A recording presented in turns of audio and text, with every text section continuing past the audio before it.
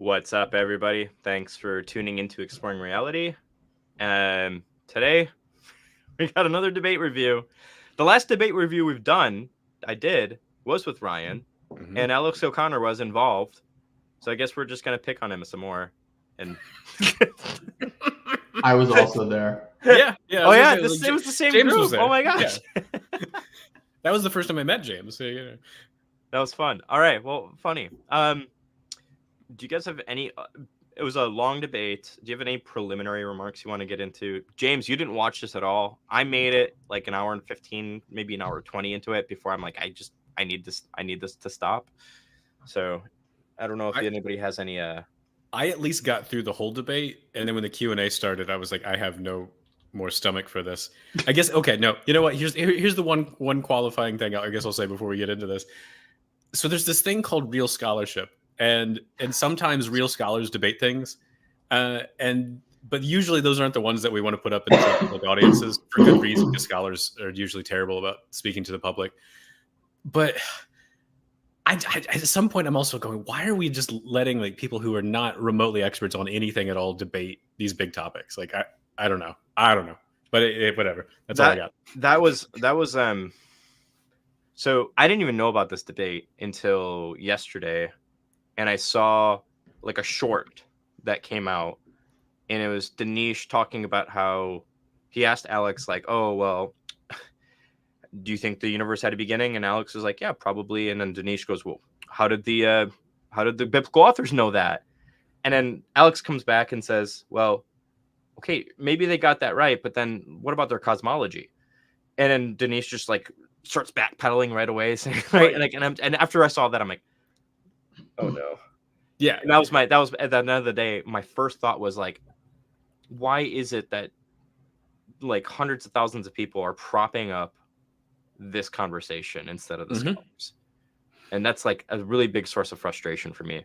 So I'm not a scholar. I'm not sitting here pretending I would have like been perfect. No, but like I mean, look, we got someone like DeSouza who was in and out of jail, so he's got like an interesting like profile people are interested in. And then you've got someone like Alex who's got that accent, and Americans are just like, they swoon over it. And I'm like, you know what? Like if he was just from a bit further north in England, you would hate his accent. Like you would go, how are you even speaking English? And they wouldn't listen to anything he has to say. So you know, you've got like a particular profile that attracts people here to this debate with these two people. But beyond that, I don't really understand what's going on here. Dinesh has made a lot of moves, or has gained some attention for his political stances and products. Oh, yeah. So he's probably getting some.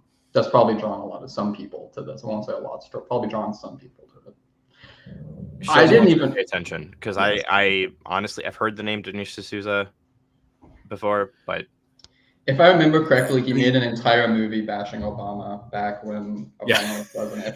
I don't remember this. I don't remember the outlines of the movie, but it's something in that general vague direction of like Obama's a colonizer or something. I don't remember the specifics.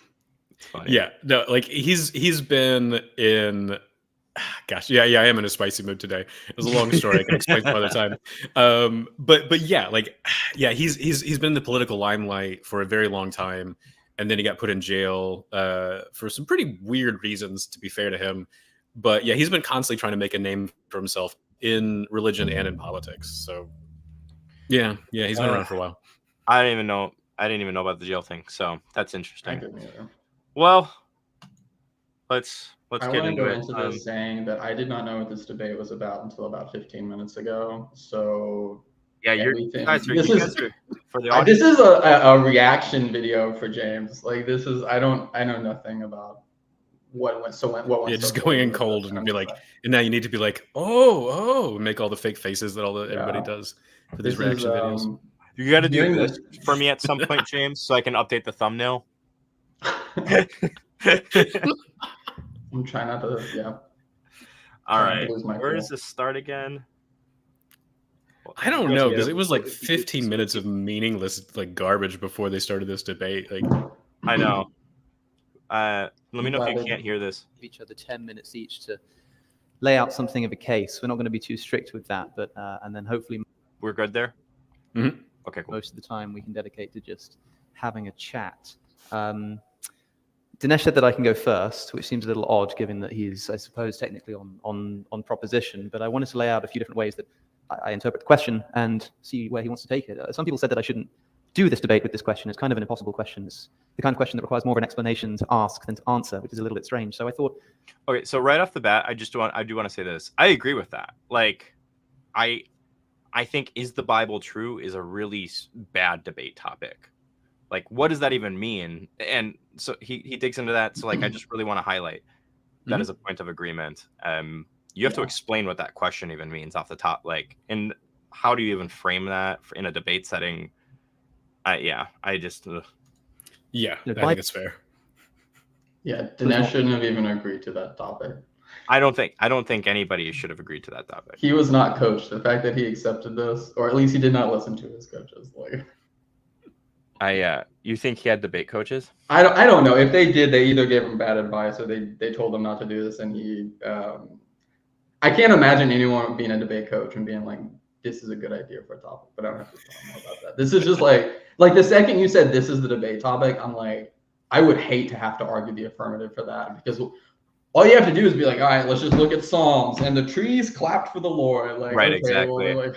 Yeah, that reminds me of one of your TikTok podcast episode that you talked about, where you're talking about like dialectical disadvantages. Like, I'll hand this to Alex. He came to this debate and he used his dialectical advantage a little bit, but he didn't badger Dinesh over the head with it. So like, I really respect Alex for that, because he could have easily just been like, not true, not true, not true, not true, not true, and just badgering him, right?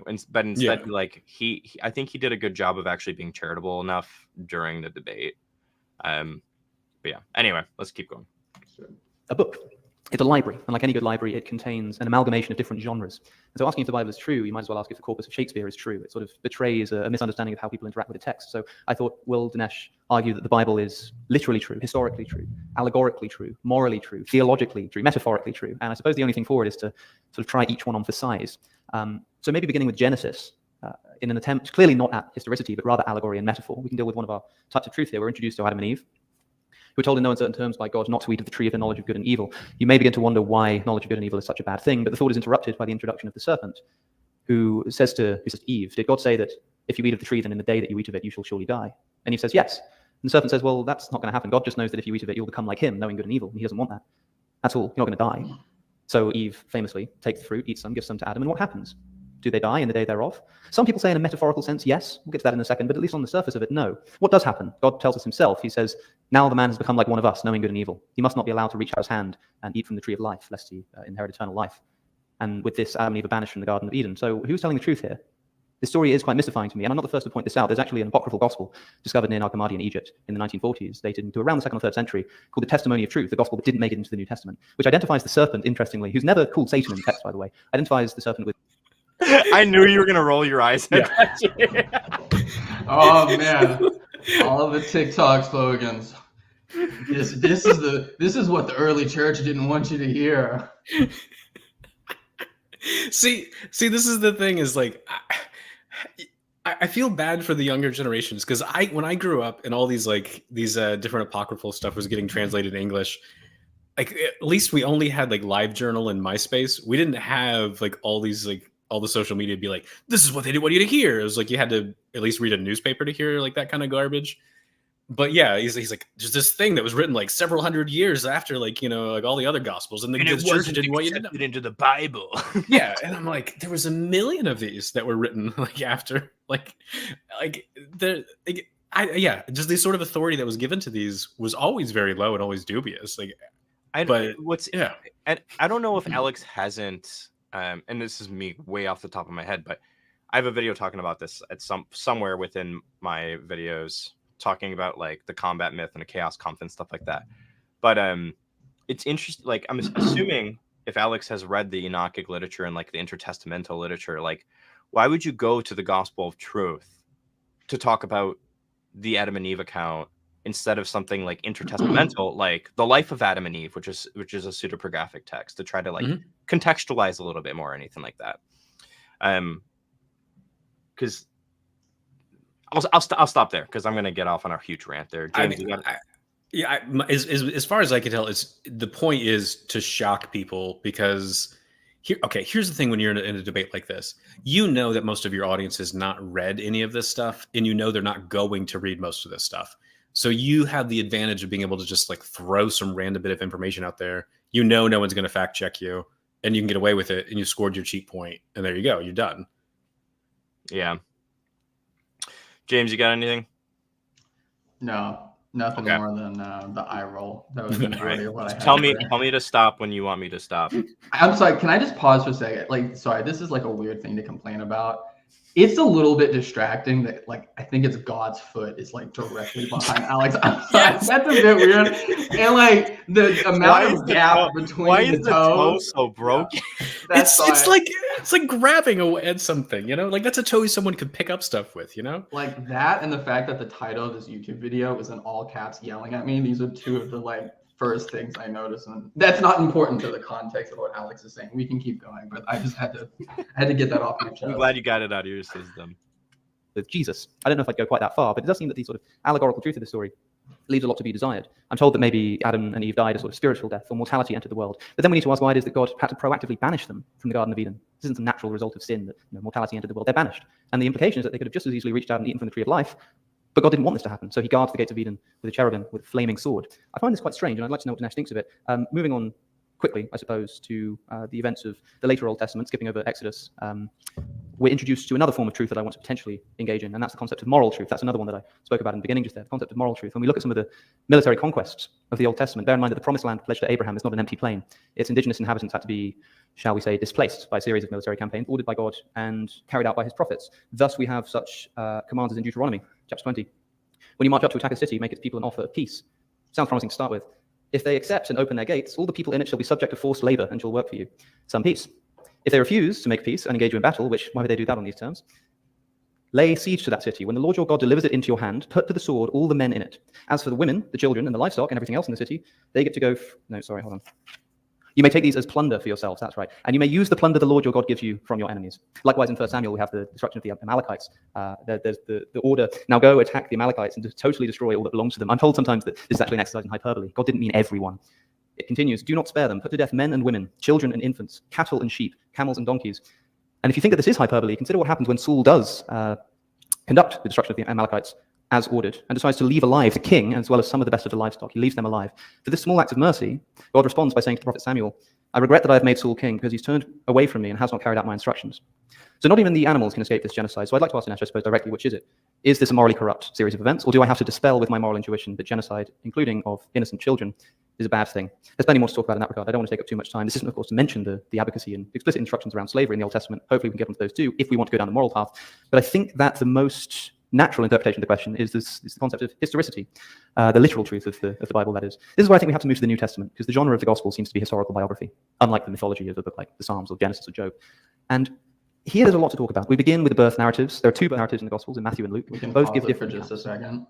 This is just to reiterate the stupidity of this debate topic. The fact that I'm not saying either one of them is stupid. I'm just saying this debate topic is stupid because already what Dinesh has on the table that he has to deal with is interpretation of Genesis, morality of Old Testament conquest. And oh boy, here we're going into the New Testament, birth narrative. So he's having to jump from three just widely separate issues, and we're still just, I don't know how far into this opening topic. And this is why you need a very specific debate topic, because setting aside all types of like charitability, like if Alex approaches this, and I don't know what his psychology is when he approaches this debate, but if Alex approaches this debate as a chess player and he's just trying to win, he's just like, he is positionally, he's doing so much better. Like he is in an extremely strong dialectical position here because the degree of what he can attack is so wide.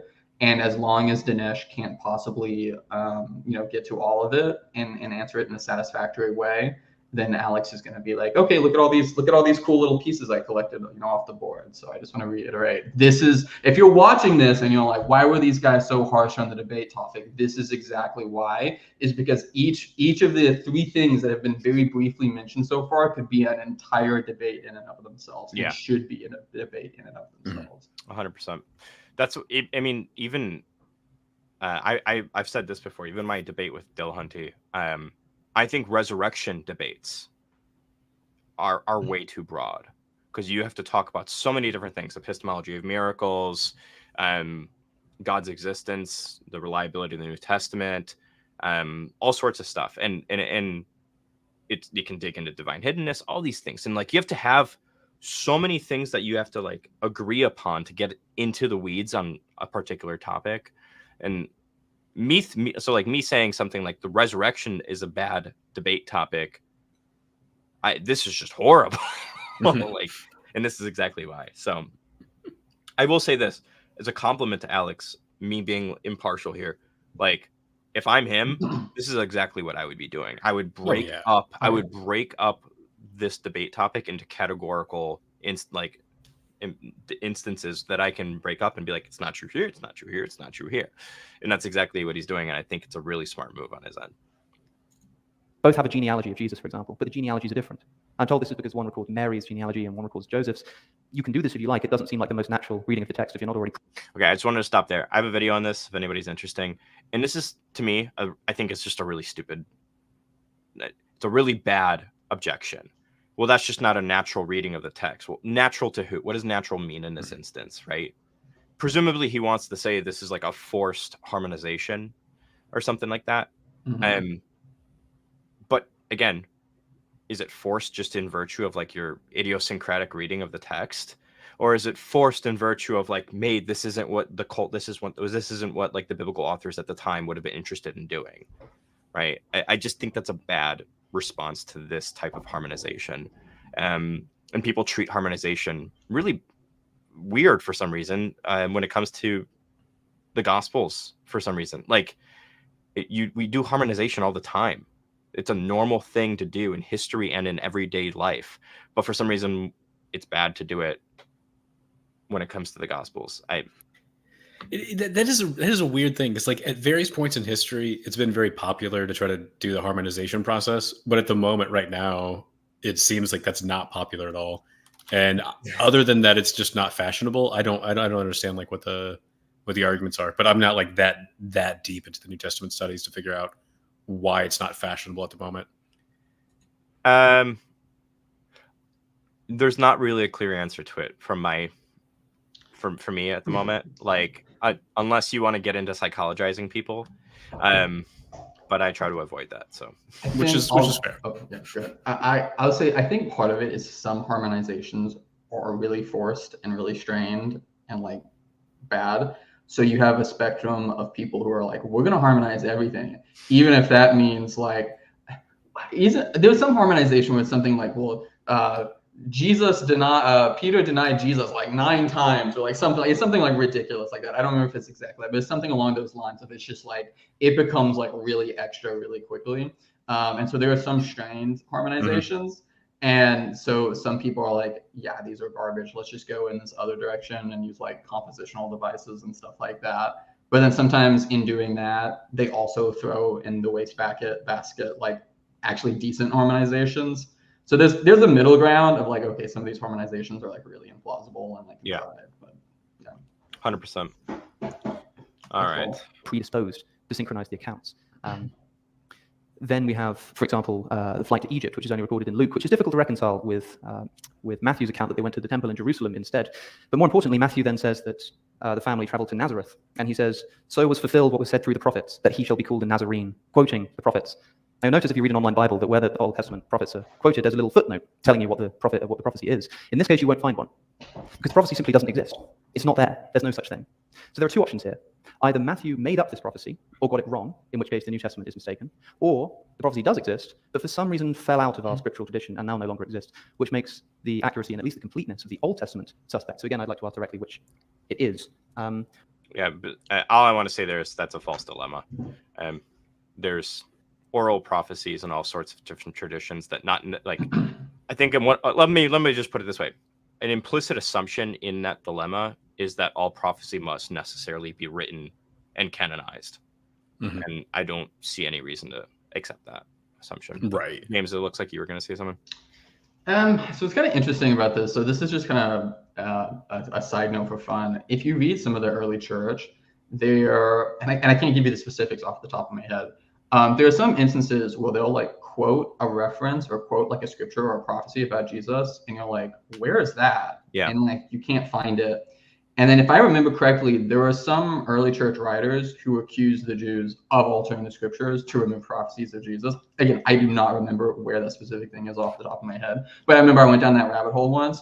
I don't have anything to conclude from that. I just think that like that wouldn't terribly bother me if it ended up, if something like that ended up happening. And like we're not Muslims here. We don't have to hold the perfect preservation. If it turns out like a scripture or two here or there is like lost, like that wouldn't horribly bother me. Yeah. But also, I mean, I would just need to know like you were talking about, like what's being referenced. Is this a reference orally? Is this referencing something non-canonical, like so on and so forth? Yeah, I just don't see how this helps the position he wants to affirm. That's that. I think that's the best way to put this. At the end of the day, it's just like, how does this make it not true in whatever relevant like categorical sense you're trying to say it is? And I don't see it. So, all right.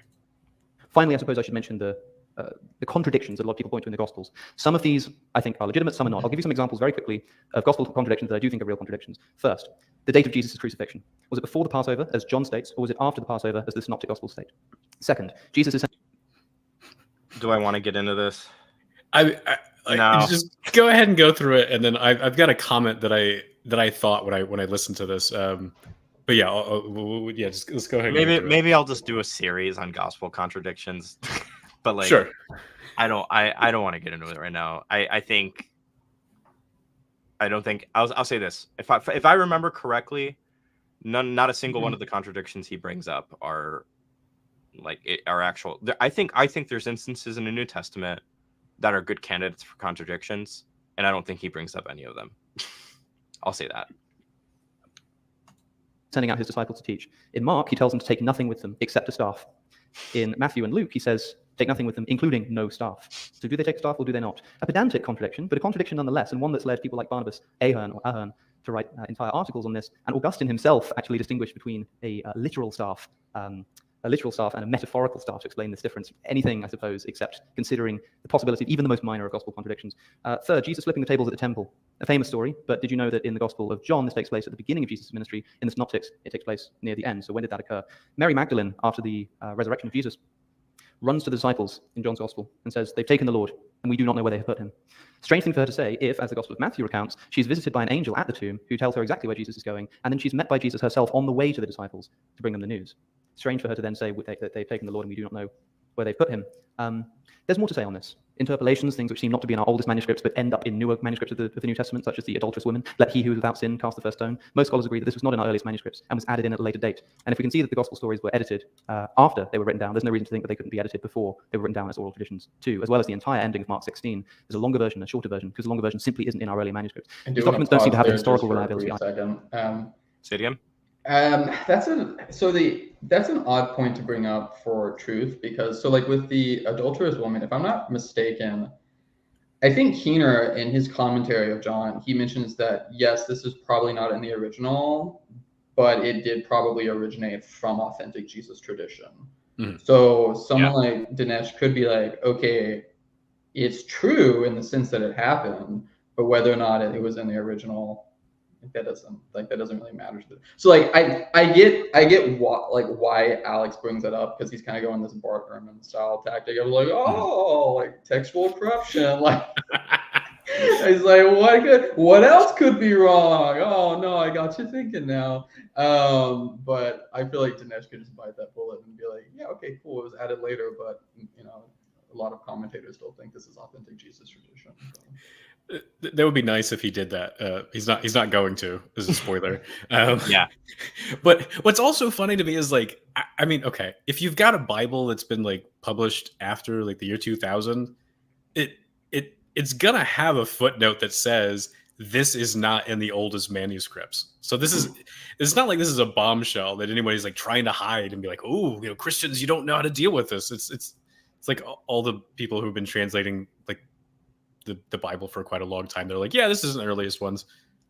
Here it is, just in case you're interested. Like it's just there. It's no one's trying to hide this. It's right in my English Standard Version like Bible. It's right there, just saying, yeah, not in the oldest manuscript. Oh well. Yeah, exactly. Either. So, in conclusion, I've probably spoken too long here. Are we talking about allegorical truth, moral truth, metaphorical, theological truth, historical truth? I suppose what I want to say to Dinesh is take a pick, and I'll probably have something to say about it. Okay, go ahead. Go ahead and pause because this is okay. I don't know. He had 15 minutes to drink his water, and he chooses right now to do it. Sorry, that's probably not what you were gonna say, but that's my thought. No, that's petty. I'm sorry. It's just petty, but it's funny. So I love it because in terms of my mind, I'm like, which has bigger priority, truth or humor? Oh gosh. Okay, so Alex's basic approach here, and you're going to see this later on in the debate too. It reminds me of a particular epistemology that your average historian is just going to like die inside over. So Deborah Lipstadt. Deborah Lipstadt is a historian of the Holocaust, and she has several books she's written on Holocaust denial.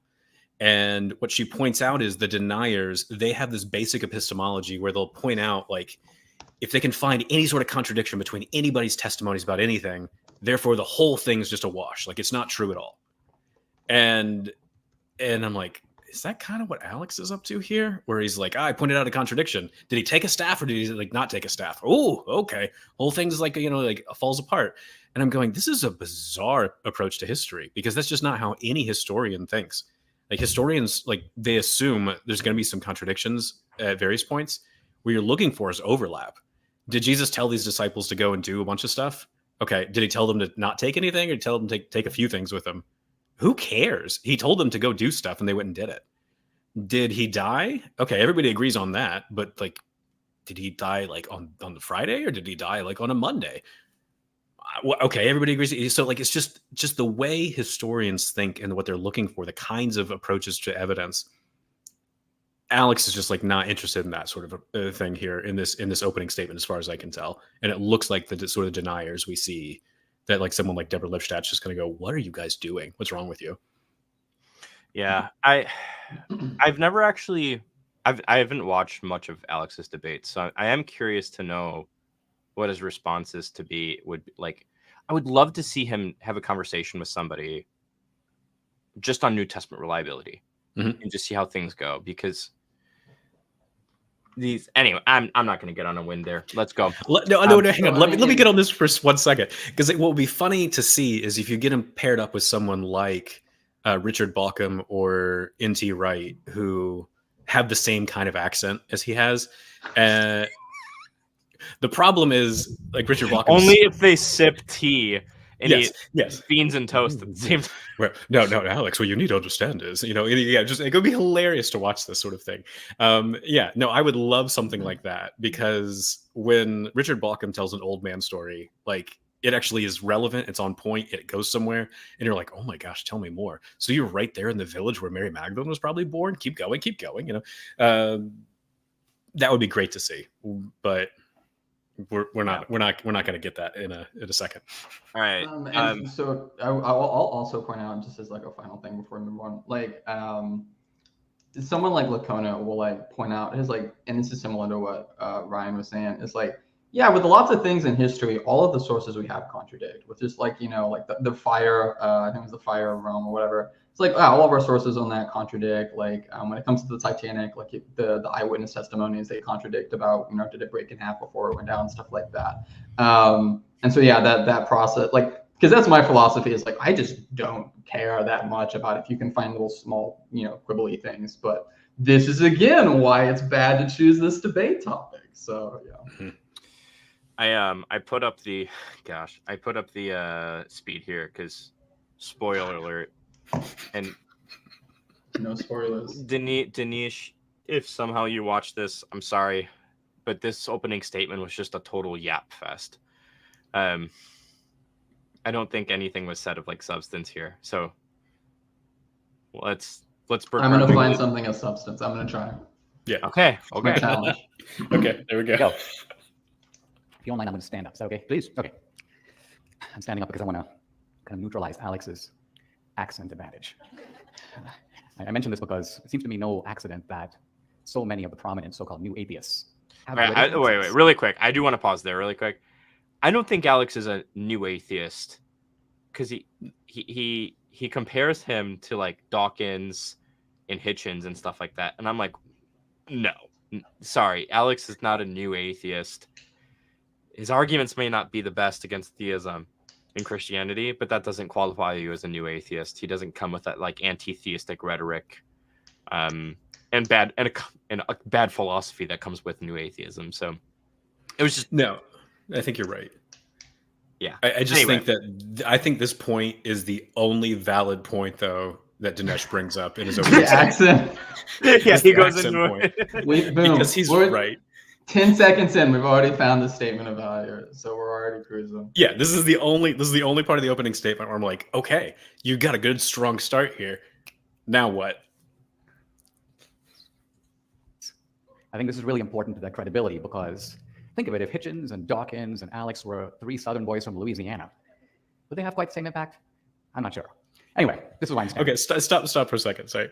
So I'm in Scotland at the moment. I'm staying in my friend's haunted whiskey tasting room, and she has the most posh English accent, and she went to Alabama to try to sell some stuff there, and everyone there is like, now, honey, you sound like that Downton Abbey sort of thing. I love it. I don't know what you're saying, but I'm gonna buy everything from you. And she just went for it. She hammed it up, even like just made the accent even stronger. It works with the American audience so well. It really does. So again, this is the only valid point he makes. The only thing that you can do to overcome the British accent is be jacked and have like a super manly voice and like show your chest hair. And then anytime your interlocutor says anything that like has some sort of like intellectual substantive point over you, you flex your pecs. My arms are bigger than yours. Sorry. You just do the Terry dance where he makes his pecs down. Yeah. All right. I'm a little puzzled about this topic and kind of how to get at it because I've never debated this topic before. I'm sorry. Pause it. I'm an expert in the Bible. I'm so sorry. You were puzzled about this and how to go about it. Then why did you agree to the debate? Okay, we'll keep going. I'm sorry. Okay, get it out of your system. I'm sorry. I was like, then why? Why did you agree to this? I really want to know who is the mastermind behind the debate topic. I really want to know because like Alex specifically said, "Oh, I was told not to take this debate topic." So it was clearly not Alex. And Dinesh is already puzzled by it. So who did this? Who's responsible? You need to go to jail. What if I think believing and intelligence is off the cuff. So the atheist didn't want this debate topic. The Christian didn't want this debate topic. What if this was like a conspiracy? I won't name a religious group, but because but I think we can all think of some. What if this is a conspiracy from an unnamed religious group to make the Christians look and the atheists look ridiculous by having a bad debate? You're a Christian. And so I have done a bunch of debates over the existence of God, over can God's omnipotence and benevolence be reconciled with evil in the world. Those topics appear to be philosophical topics. But when you're dealing with the Bible, you have a different kind of a work altogether. And I say this because in discussing if something is true or false, you have to ask, what is it that the book is doing? Like, what's its purpose? What is it there for? Let's take an example of what I mean. Let's say if we were debating, is Shakespeare's Julius Caesar true or false? Now, Julius Caesar is a historical account. This is not one of Shakespeare's works of fiction. It's a historical drama. But because Shakespeare's interest is in drama, he emphasizes dramatic events and dramatic confrontation. He does not actually worry about trivial details, anachronisms. If an event occurs over here, Shakespeare does not hesitate to pull it in over here because of the dramatic impact is more powerful this way. And so imagine if someone were to come along and say, well, this is untrue because when one of the conspirators shows up to commit the crime, he is, according to Shakespeare, wearing a handkerchief. Well, handkerchiefs didn't really exist in the time of Julius Caesar. This is obviously something Shakespeare got right out of Shakespearean England, stuck it right in there, didn't care about doing that because his purpose is something else, to explore the nature of tyranny, for example. And so to bring the lens of saying this is anachronistic, well, you may or may not be right, but you're like missing the point of the whole book. And you're also missing the point of the author, and you're missing the point of the reader. Meaning the author's intention is not to worry about whether or not people in ancient Rome used handkerchiefs. The point of the author is to dramatize something about the essence of tyranny and conspiracy, and maybe the conflict between tyranny and freedom.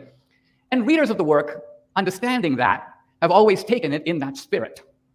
So as I listen to Alex, I think to myself, let's think about the Bible, what kind of a book it is. Well, first of all, it is a book that exists sort of within a tradition and within a church.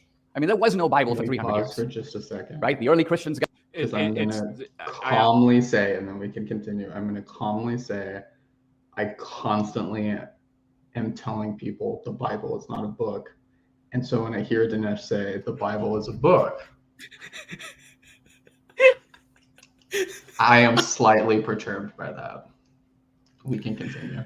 Man, I'm just, you're going to be slightly perturbed. I'm okay. like, I'm probably going to put this up on 2x speed because he takes like twice the length. Honestly, when he started talking, I was like, oh man, this is how slow he's talking on 2x speed. Yeah, I'm going to put it on 2x because, dude. Oh, it's not on 2x? Okay, no, yeah, dude, kick that up. Let's go. This yeah, is, okay. I thought it really was. This is a yap fest. But for the sake of the audience who hasn't seen the debate yet, I'm going to play it on 2x speed. If it's too fast, just go watch the whole debate. Man, it's just... Got together in the 4th century, they put the Bible together. Now, there's already a flourishing church. In fact, right about that time, the Roman emperor will convert to Christianity. Christianity will become the state religion of Rome. And the Bible will become, this assembled Bible will become the handbook of this church. Gotta stay hydrated. And what? Gotta stay hydrated. Don't laugh. So it is to this day. Now, that's one point. The second point is that the Bible is a very strange book to be asking this kind of a question about, because the Bible nowhere admits the legitimacy of this kind of inquiry, worth noting. The Bible is a book of declaration, I would say of revelation. It never tries to prove anything. It could, but with very rare exceptions, and even those exceptions are generally kind of feeble, it is a book of sort of bold proclamation. In the beginning, God created the heavens and the earth. Boom. It's declared as something true. Now, I want to reflect on that for a moment. Before I do, let me say... Okay, can we pause? I know I'm being a bit pedantic, but like, if I'm Alex, I'm like, dude, pick a position, because you were just telling me I got to come at this like it's Shakespeare and I have to look at the broad like philosophical ideas it's trying to convey or like things like that. And then you're telling me, and you're saying, okay, I can't approach it like that. I have to approach it in this kind of more general, vague like way. And now you're saying it doesn't make anything, it doesn't try to prove anything. Setting aside the comments in the beginning of like Luke or at the end of John, where he's like, I'm writing this so that you may know all that had happened. You're saying those things aside, and now he's got like, now it's declarative again, and it's declaring this thing, which he said is declaring this is true. I'm just like, which one? And I don't know if it gets worse, James. Okay, that's fine. We can keep going. It's if I interrupt too much, let me know. Just like, no, you're fine. Have you taken? Do you take blood pressure medication, James? Because now would be a good thing to start. I don't. And God created the heavens and the earth. Obviously, somebody's writing this. But who? No one was there except God. And yet, the sentence does not say, in the beginning, I created the heavens and the earth. There's apparently an observer. And the observer is recording, and God is, in fact, in the narrative. God is, in fact, the subject of it. In the beginning, God created the heavens and the earth. So as I think about this statement, I think that, first of all, it is an astounding claim, completely counterintuitive. And by counterintuitive, I mean, well, I get most of my intuitions from Aristotle. Aristotle, using, you could call it philosophical common sense, says the universe has always been around. It's always been here. You don't need an explanation for how it got started, because it never got started. It's always existed. And the Greeks also believed, as you probably know, out of nothing can come nothing. So therefore, if you first had nothing, you got a universe. The Bible goes against this Greek tradition and states categorically, as a matter of fact, that first there was nothing, and then there was a universe because God made it. So there's some factual assertions. Can you pause for a second? The assertion that the universe had a beginning. Like when I was listening to this, okay, so first off, I had the same reaction that James had a minute ago. I was like, where are you going? Like, you're just like throwing everything on the wall and just going like, let's just have a bunch of different like mishmash of positions. Like there's no proclamation, but like it's gonna like proclaim something. It's not trying to prove anything, except for those parts over there that tried to. And then now he's like, well, yeah, like the Bible is going. So in one sense, it's true. The Bible is saying there's like, it seems to be saying that there's no universe and then there's a universe, but it's not like there's nothing whatsoever and then all of a sudden there's stuff. You've got God existing alone and then stuff. So this whole principle of nothing from nothing, nothing comes, like that's still true because you're not going to get something from absolutely nothing. But you've got God in the doctrine of creation ex nihilo is not like there's nothing whatsoever, and all of a sudden things just kind of popped into existence willy nilly. It's like no, there's like this whole like thing called God there. I don't know. Details. It's bad. They'll talk about Genesis later on, and it's since we're already paused. I was sitting here thinking like he was describing Genesis, and I was like, just some of like a debate critique. I don't think they need to. I don't think the audience needs you to describe them like the basic concept of what a story is. Like the idea of like, oh, there's this character and we're describing things the character does. Like the audience has that. Like you don't need that. And also that is something that is common among all or almost all creation myths. Like there's a lot of creation myths of a guy writing about and this god did this or this titan did this. Like that's not a unique aspect. So we can keep going. I'll say this throughout the debate. I think it's clear that I think Alex has a surface level understanding of ancient Near Eastern studies, and Dinesh doesn't have one at all. Based off of this so far. If he does, he did not show it at all. Yeah, exactly. The universe, in a sense, came out of nothing, and of course, the assertion that the universe was created by God. So we can, if we want to go down this road, I'm not going to do it right now, explore whether this astounding claim that was made by the ancient Jewish writers with no evidence at all, no empirical investigation, no scientific experiment, no attempt to measure the redshift of galaxies. Nevertheless, the ancient Hebrew writer says, we know this to be true because God told us. And now here we are, more than 2,000 years later, really more like 3,000 years later, and we're in a position to ask, is this claim true? So I'll defer that. I'm happy to discuss that, and probably will. But this is one way to think about whether what the Bible says is true. It's making these categorical assertions. And most of these assertions, I would argue, are in the domain of revelation. The Bible is, in fact, a revelation. A revelation. Right here we have a problem, because how does one approach a revelation philosophically? Alex, you just tell me when I'm out of time. Okay, I'm just going to go until you stop me. 3 minutes, I think. I'm okay? 3 minutes. I got 3 minutes. Oh, wow. It's just getting started. All right, I'll save some myself. But let me just say this. Wait, what's our timestamp? This is why 32 you minutes. Plan your opening statement. What'd you say? This is why you plan your opening statement. Yeah, 32 minutes. And he said that he has 3 minutes left. I just want to see how long it runs. What is the point of revelation at all? You know, we have a guy here who's a cosmic skeptic. Many people I think are skeptics.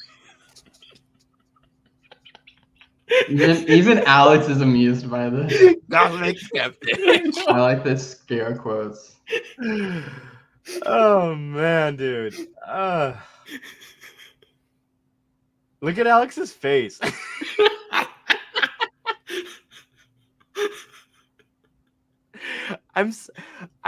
Look, I'm going into this as a Christian wanting Dinesh to like do well. Same. But like, dang, dude, dang. Faith is the substance of things hoped for. Oh man, okay. Oh, I wish I could zoom in. So Alex's face, dude. It's just like.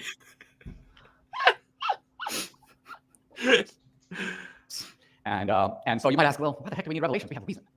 Well, turns out that here we are, flung into the world. And if we reflect upon this fact and reflect upon our place in the world, several important questions pop out that are the inevitable result of reason, but which reason is utterly incapable of answering. Not that reason has an answer to date. Reason cannot answer. What are these questions? 1, why is there a world? 2, what is our purpose in it? Why are we here? 3, what happens after we die? 4, is our passionate concern with justice, with morality, with goodness, that is constantly betrayed in the actual life of the world, ever cosmically vindicated after the world or beyond the world? So I could go on, but I'm giving you 4 straightforward questions that no intelligent person, I think, can avoid having to raise, and yet to which there is no available or even conceivable answer. It's not as if there's no answer, but we'll get an answer tomorrow. Because let me put it this way. Let's take the question about life after death. And I'll close on this and open the door to further inquiry. Let's talk about life after death. Is there life after death, yes or no? Shakespeare says that death is the undiscovered country. No traveler who has gone there has ever come back. I think we probably have to agree with this. We might get some tiny hints from like near-death experiences, but by and large, we don't know. And not only do we not know, we have no way of knowing. The key point here is that probability, the absence of evidence is the evidence of absence. This is all gobbledygook. Because all of this is only based on prior experience. If you show me a guy and tell me he has 3 eyes, I won't. I'm sorry, but my inner Bayesian is I screaming knew right now. Probability. How is dare you, gobbledygook. Denise? Am I saying his name right? I was just about to It's say, I like Dinesh. that every time we say his name, it's different. It's been Denise, it's been Dinesh, it's been Denise at one point. That one got me. I didn't say anything, but I liked it. We were constantly changing his name. I do want to point out that he just said one of the questions that any intelligent person is going to ask is, how did the world get here?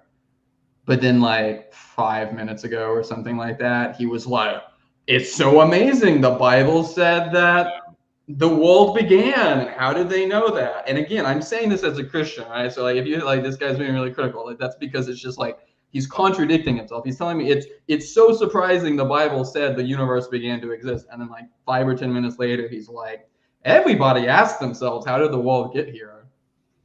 Well, wait until I think he brings up Kant pretty soon. Believe you. Because I've seen thousands of people, maybe hundreds of thousands of people, and I've got a lot of experience, and based upon that, the probability that a guy can show up with 3 eyes may seem to me to be pretty low. But the question of life after death, if I think of an analogy for it, it's something more like the possibility of aliens. It's not even an exact analogy, but it's a similar analogy because if I say to Alex, you believe in aliens, there's no probabilistic way to say yes. We have nothing in our experience to go this way or that way. And here's my point. It is exactly when reason not only breaks down, but reason like can't even go there, that revelation steps in and delivers an answer. And here we are like debating, is that answer true? And the question I want us to think about, at least to get started tonight, with what tools are you going to deliver a true or false verdict on subjects that are outside the domain of reason itself? I mean, Immanuel Kant says on the first page of the Critique of Pure Reason, before we discuss the great reach, whether we discuss whether this is reasonable or that's not reasonable and whether this is empirical, because we first got to set the boundaries of reason. What is it that reason can and cannot know? Why? Because what Kant is basically getting at is that once you go beyond the reach of reason, faith is not unreasonable at all. Why? Because you have nothing else. So what I want to emphasize here, and I'm happy to discuss all the specifics we've covered today, Alex has covered today, but essentially the Bible is something that is taught in church. It's a tool for ministry, for exhortation, to get people to live better lives, to help them deal with their life in the world. I have never heard a single pastor, for example, and I'm quite sure this doesn't happen in Jewish synagogues as well, going, you know what, let's go out and find the Amalekites of our day and kill them right now. Nobody says that. No one even thinks that. No one reads the passage that way. Nobody reads the passage. Go ahead, Ryan, get it out. So when I heard this earlier, I just immediately thought of Ian Paisley, which is so in Ireland back like not that far along. There was a lot of bloodshed. It was called the Troubles. This is late 20th century, and William Abraham, before he passed away, he told me like one of the first books he ever wrote was on Ian Paisley's sermons, and a big part of what Ian Paisley did was find his political enemies and use the Gospels. And in his sermons, he figured out this way to like kind of weave in together all this very political rhetoric of, okay, here's all the people that are against us. And that was used to justify all sorts of bloodshed. So, I mean, just even within Dinesh's own lifetime, there would be a bunch of examples of people who did go, let's try to figure out who are the Amalekites of our own day. Yeah, you can point to so many instances throughout human history where the Bible's used to justify things like this. Yeah, so I thought the same thing. But Of the fall in the way that Alex described it. And so we have a little bit of a problem. We got a book. It's a book that exists within a community for a purpose that the community is extremely clear about. This book is used every... By the way, 32-minute mark. We were told 3 minutes. Yeah. He's at 38. Yeah. I wanted to say, sorry about coughing on mic. I thought it was muted. That's a sorry to everyone in the audience as well as to Ryan. I wanted to say, he's like, he said, what are the tools? Because we just can't do this with reason. He's like, what are the tools? And I'm sitting here thinking, you've got a minute left in your opening statement. You better tell me what the tools are very quickly. Like, I don't know why we can keep going. We got it. Every single Sunday, millions of times and all around the world. It's used in Protestant and Catholic churches. Obviously, there are interpretive communities that differ in how things can be read and understood. There's also the whole separate question of the relationship of the Old Testament to the New. There's an old saying that goes that the New Testament is in the Old concealed. The Old Testament is in the New revealed. So the Old Testament and the New exist in a kind of odd relationship to each other. In fact, so odd that one party, the Jews, repudiates the relationship altogether. And from the Christian point of view, the Old Testament is incorporated but superseded by the New. And there are different ways of looking at that relationship, which we can get into. Let me just close by saying this. For a rather long 3 minutes. Oh, it's a rather long 3 minutes. It's maybe you finish soon the way Jesus promised. No, let me pause right here because and ambiguous soon. But I'd love to question you on some things you've already said. all right, If you let's don't mind. put the ball in your court. So I think what's going to happen now is we're going All right, let's go back to 1.5. So Yeah, go ahead. I will rank the opening statements here based off the debate topic. Alex's, I will give a solid 7 out of 10. Dinesh. Wait, can you? Dinesh's 2 out of 10. No, 1 out of 10. Like he didn't Dinesh's- connect anything. He didn't build a case for why we should think anything in the Bible is true or anything like that. So I'm just like, I don't know. Dinesh's opening statement feels like a Protestant pastor's stream of consciousness. Like when he said like the Old Test or the New Testament revealed is the Old Testament. It's like whatever the slogan he said, I was like, it just feels like he took a bunch of slogans and things like that, and he just put them in a ball and he's like catch. Like at no point. So here's the thing. I think Alex did better as far as opening statements does. But I think I would say Alex, I would want to give like maybe a 5 or a 6, because even Alex didn't come out swinging with like a hard argument. He kind of just like, hey, like here's a bunch of different issues. I don't know, maybe I'll give him 5. Maybe I'll give him like a 6 or 7, because he did say, okay, here's a bunch of different ways we could, investigate this, and you pick. So like he kind of was like, you pick which thing you want to argue about. And then, in each one of those things, he did kind of at least tease some potential ideas of an argument. So I'll bump up that rating. So yeah, I'd say maybe like a 6 or a 7 for Alex. But then Dinesh just, at no point in this was there even an argument or anything hinting at an argument about why one might think the Bible is true in any sense of the word, even if it's in just like a vague, like Shakespearean, whatever his Shakespearean like comparison was, like even in that sense, he just presents a bunch of reasons that we can't. He just presents a bunch of ideas and he's like, oh, I don't know. Like he just kind of like shrugs and he's like, how are we to investigate this? Can't use probability. And then he's just, Yeah, how dare you, Dinesh? We're gonna have to have a conversation about probability. I mean this in the nicest way possible. If there's any like older boomers or Gen Xers listening to this, I felt like I was listening to like an old man telling me tales about his life and trying to teach through narrative. And it was one of those lectures that I didn't want to listen to.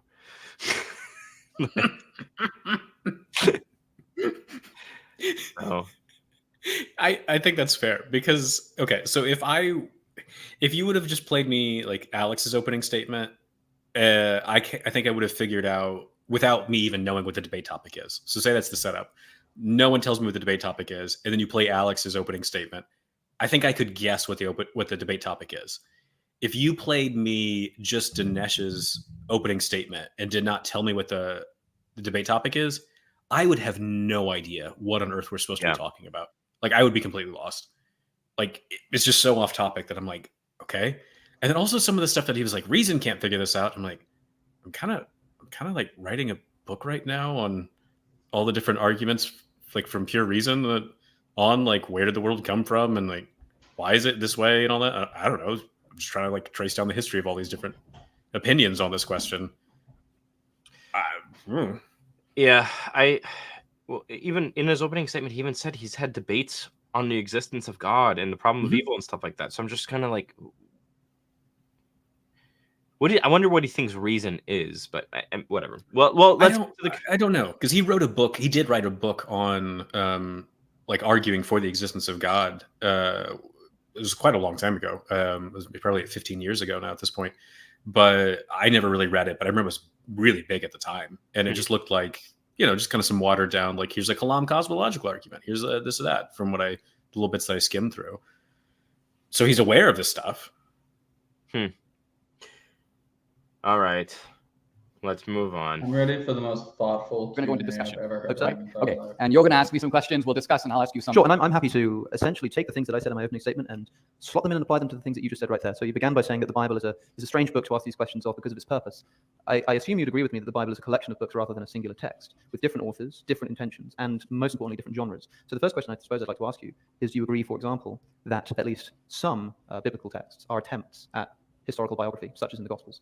Of course, I would agree with that. But let me just qualify it this way. Sure. When we think of the Bible as revealed, the question now becomes, what do we mean? Did God write the book? Did God inspire the book and human beings wrote it? Did God show human beings events that they then described in their own words? Okay, so the reason these things are important is, it seems to me, to answer the question I raised earlier about in the beginning God created the heavens and the earth, the way I understand it is there's a perfect revelation shown to a gospel, to a Bible, to a Jewish scribe who sees it, so to speak, but writes it in his own words. When I look at the book of Revelation, same thing.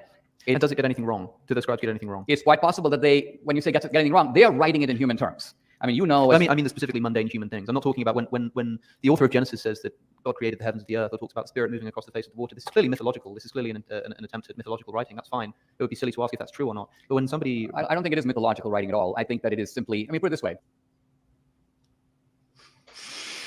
I'm mad about that.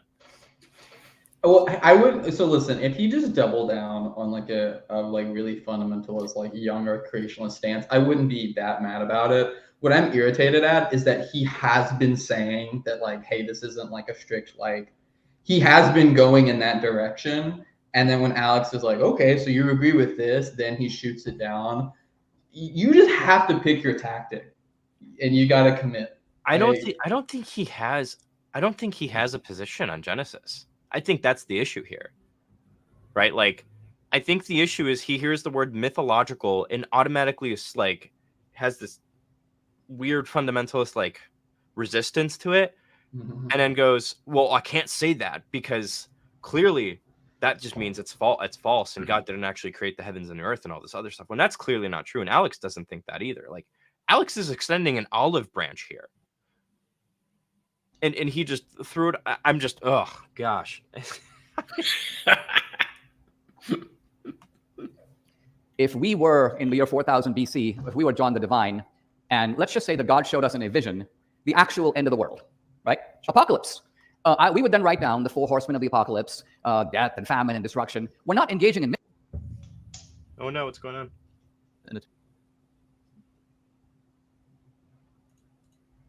It's the 4 horsemen. Did God show human beings events that they then described in their own words?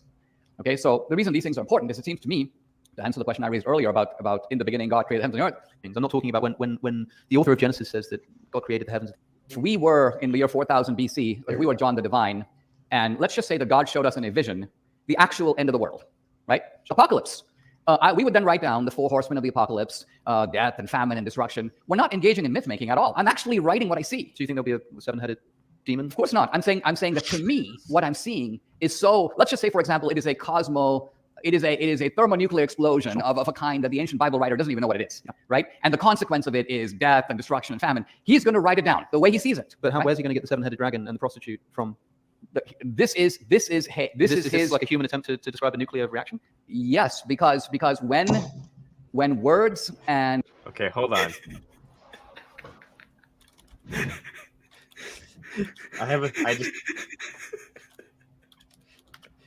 Just give me a second. We've lost James. Did he just suggest? I don't think I heard that right. He didn't suggest that the 7-headed dragon thing was a nuclear reactor or something right there. Surely I misheard that. I think the charitable interpretation was like, imagine if it were a nuclear reaction. You guys see the woman? Okay, I mean, so I'll say this. So when I was in undergrad, one of my friends and he was like double majoring, and I think it was English and philosophy or something like that. I remember him telling me that one of his professors was like she would say things like, "Oh, like the mushroom cloud is the ultimate phallic symbol," and Yeah. and so I mean maybe if you're thinking along those lines, you can find the prostitute and the dragon and things like that in that type of photo. I am not thinking along those lines. I love this example that you gave because it's such a ridiculous stereotype that fits reality so well of like English literature professors where they're just looking for like these yonic and phallic symbols everywhere, and you're like, sometimes a mushroom cloud is just a mushroom cloud, like, you know, like sometimes like a tent flap is just a tent flap. Like, why is your mind in the gutter all the time? Like, my mind's in the gutter a lot, but my goodness, like, what's wrong with you, you know? like so yeah, I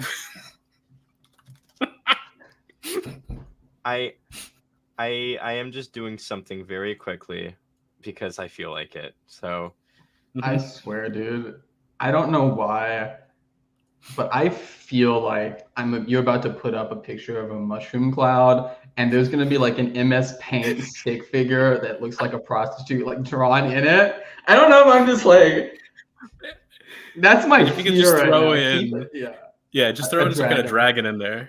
put If it would like be strong bad, I'd be happy. dragon There you tail. go. Put one of the dragons.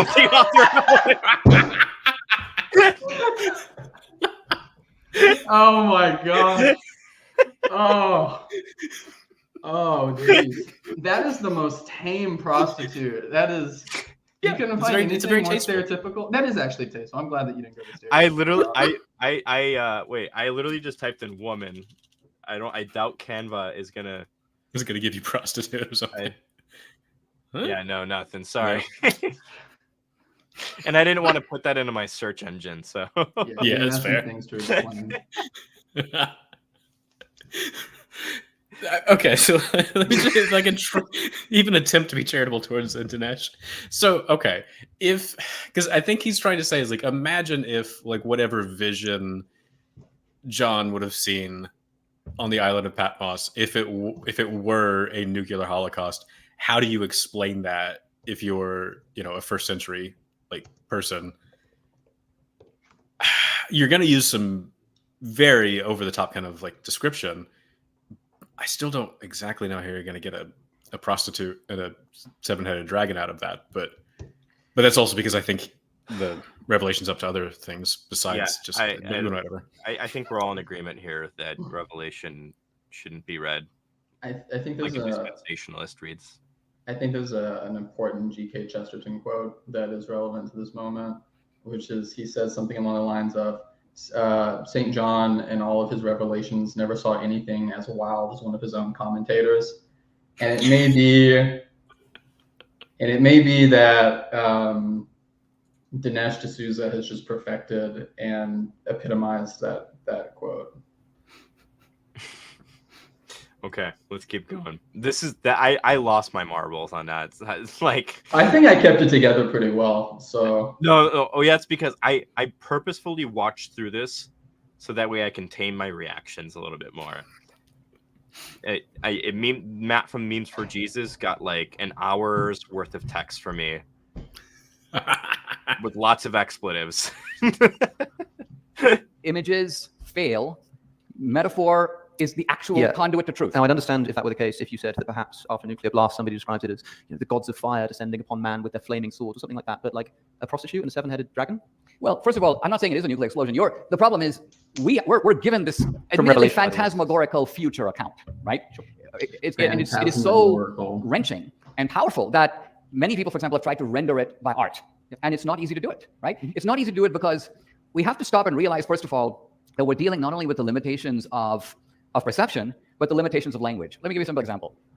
I come to America from India. I have never eaten a mushroom, okay? I ask you, Alex, what does a mushroom taste like? Sure. I would submit that you would be completely unable to render to me in words, however lengthy and ornate, what a mushroom actually tastes That like. may be true, but I was asking, for example, about Jesus' presentation at the Temple of Jerusalem after his birth. This is not like trying to describe a mushroom or the end of the world. No. This Okay, is- so now let's talk about that. Hold on a second. This is a historical event that's being recorded by one New Testament writer at the same time as another New Testament writer. I feel like traveled to Egypt. I feel like Alex maybe at this point in the debate should have just been like, okay, what do you think the word truth means? Like, let's all get on the same page there. When if we're assessing a proposition, what does it mean to say that it's true, or something along those lines?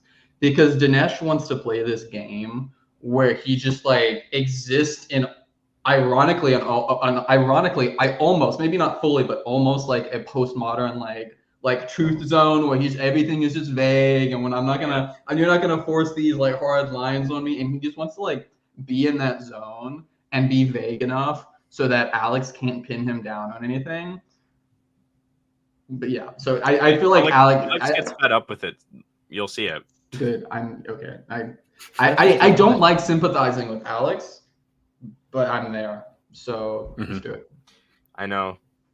Or allegory, as I would say, of Genesis. Whether you think that is or not, I would say that in the case of the Gospels, we can agree that in at least some instances, this is a clear attempt at mundane history. This is not an attempt at writing some kind of metaphor to explain a truth that's otherwise unknowable to the human mind. It's a very straightforward attempt to record what actually happened, and they contradict each other. They contradict each other because they're written by 4 different people. Sure. So let me ask you this. If God were writing it, I'm quite sure he would have written it once. You would need 4. Sure. Okay? So some of them are wrong then. No.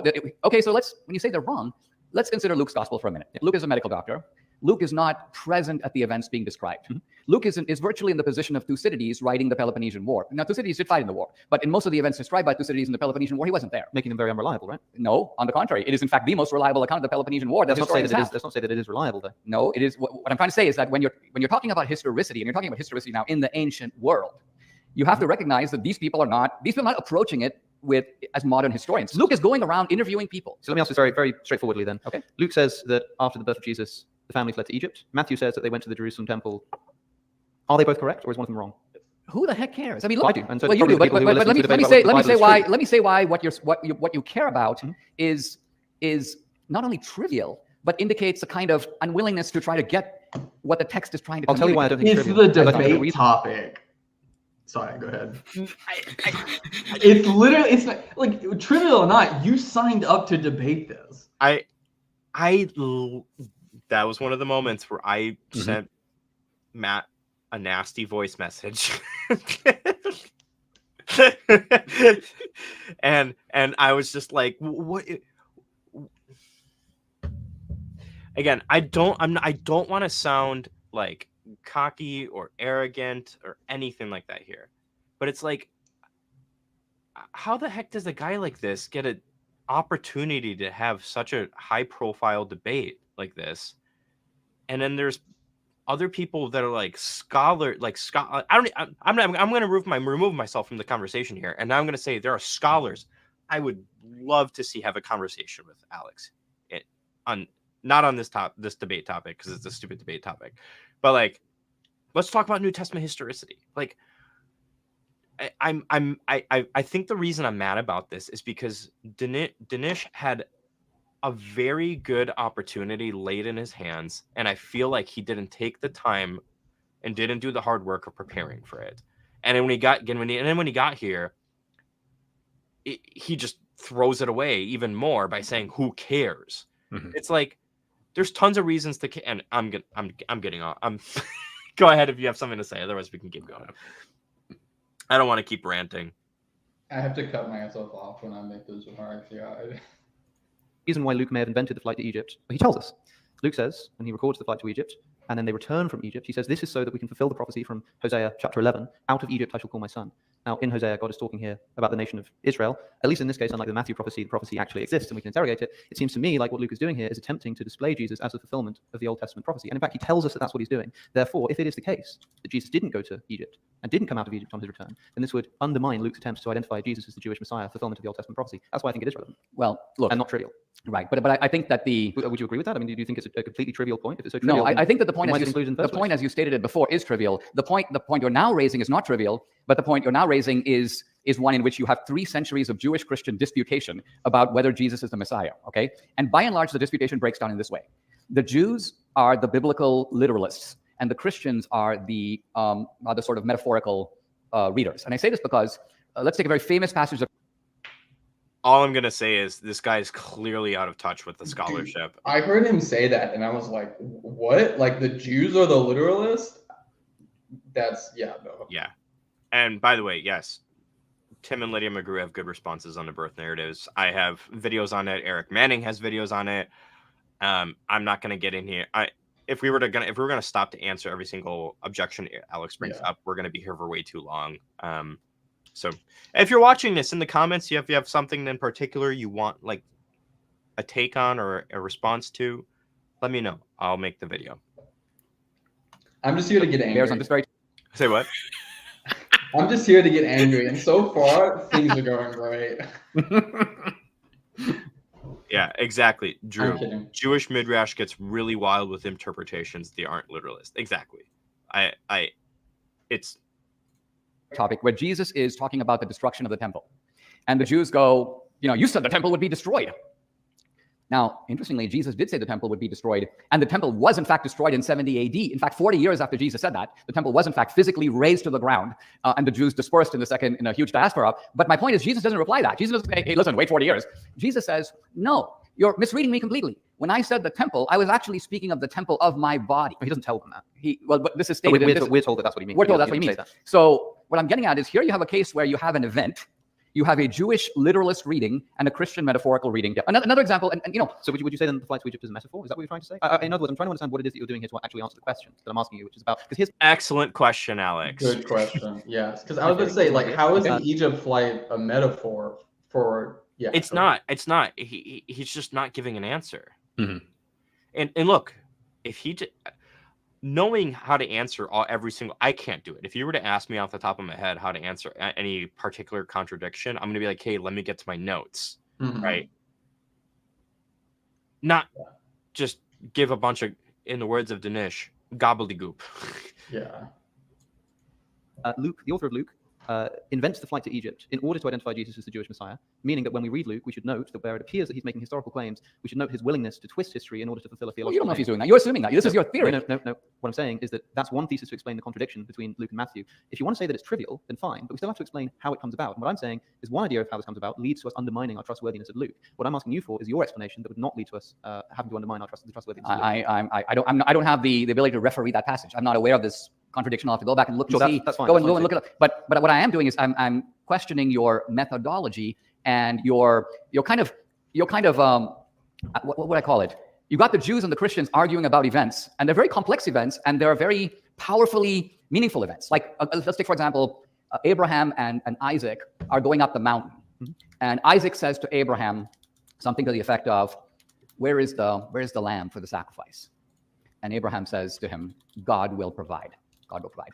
Now, in a Jewish reading, this whole thing has got to be understood in terms of here's Abraham, he's willing to sacrifice his son, God says stop, it's a tale of obedience.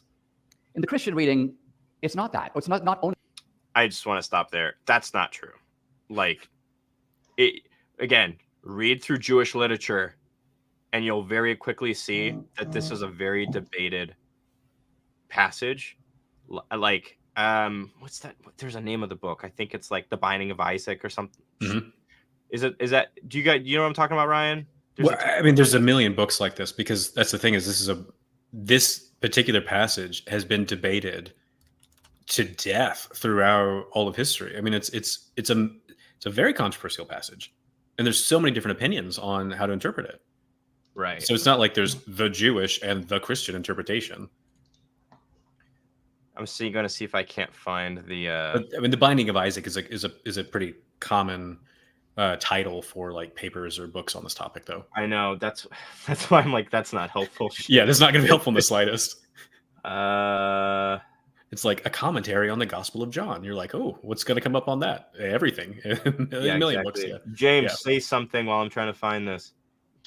So did you know that a lot of some Jewish commentators thought that the binding of Isaac, that came about because there was a type of proving of Abraham's loyalty based on an accusation that Satan made? Yeah, I sent you that.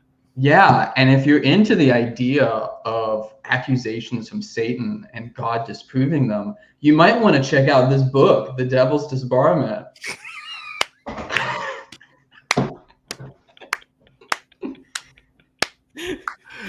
That was great. Was that a Anybody was that a that- smooth no. plug? James is a friend of mine. He wrote a book called The Devil's Disbarment, and it's very good. We did a stream on it. I highly recommend reading it. Eric's here. How's it going, Eric? If you're not subbed to Eric, you probably are. If you are subbed to me, I agree, Eric. The book I was just going to bring up is this book is really helpful. If it'll, here we go. Abraham's Silence: The Binding of Isaac, The Suffering of Job, and How to Talk Back to God. It was really cool, and it goes through. One of the chapters is the unbinding of the Akedah and the straitjacket. And this, long story short, is it goes through. It's got 3 chapters in it, literally just going through different Jewish interpretations, and it's very long. So again, this idea that like Jewish literalist interpretations, it's just like, is he just like pulling stuff out of his butt, or what's going on here? That's anyway. I don't know what his position is. I mean, I really throughout the whole debate, I really cannot figure out exactly what his position is, and because later on, what you'll see is he'll make some kind of clear stand on something. Alex pushes him a bit, and then he immediately starts backpedaling. So I can't figure out what Dinesh's position is in this debate. I don't know what. Yeah, like I don't know. I'm sitting here trying to think. Like, I don't even know what Dinesh is arguing. Like, if this speech had a thesis, what would it be? Like, that's what I'm sitting here trying to figure out. Mm-hmm. I'm rather confused because this debate is making me not understand how much about A&E literature to be a Christian. I'm rather lost now. If you want to learn about ancient Near Eastern literature, one, check out. You tackle ancient Near Eastern literature in your book a little bit, don't you?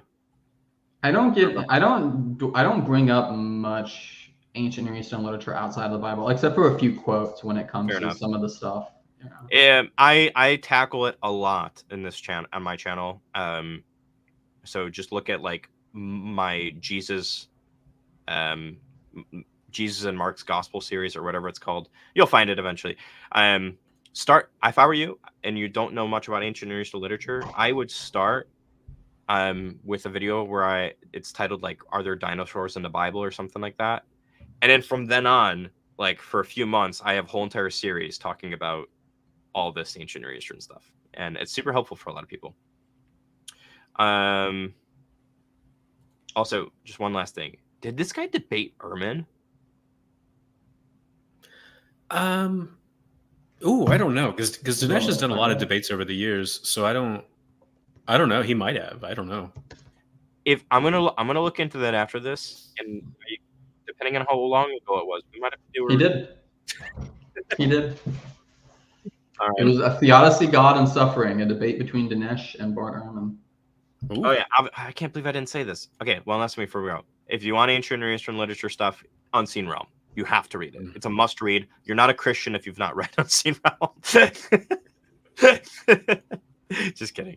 All right, here we go. Let's do it. The Christian reading is Jesus is the Lamb of God who takes away the sins of the world. So when Isaac says, "Where's the lamb?"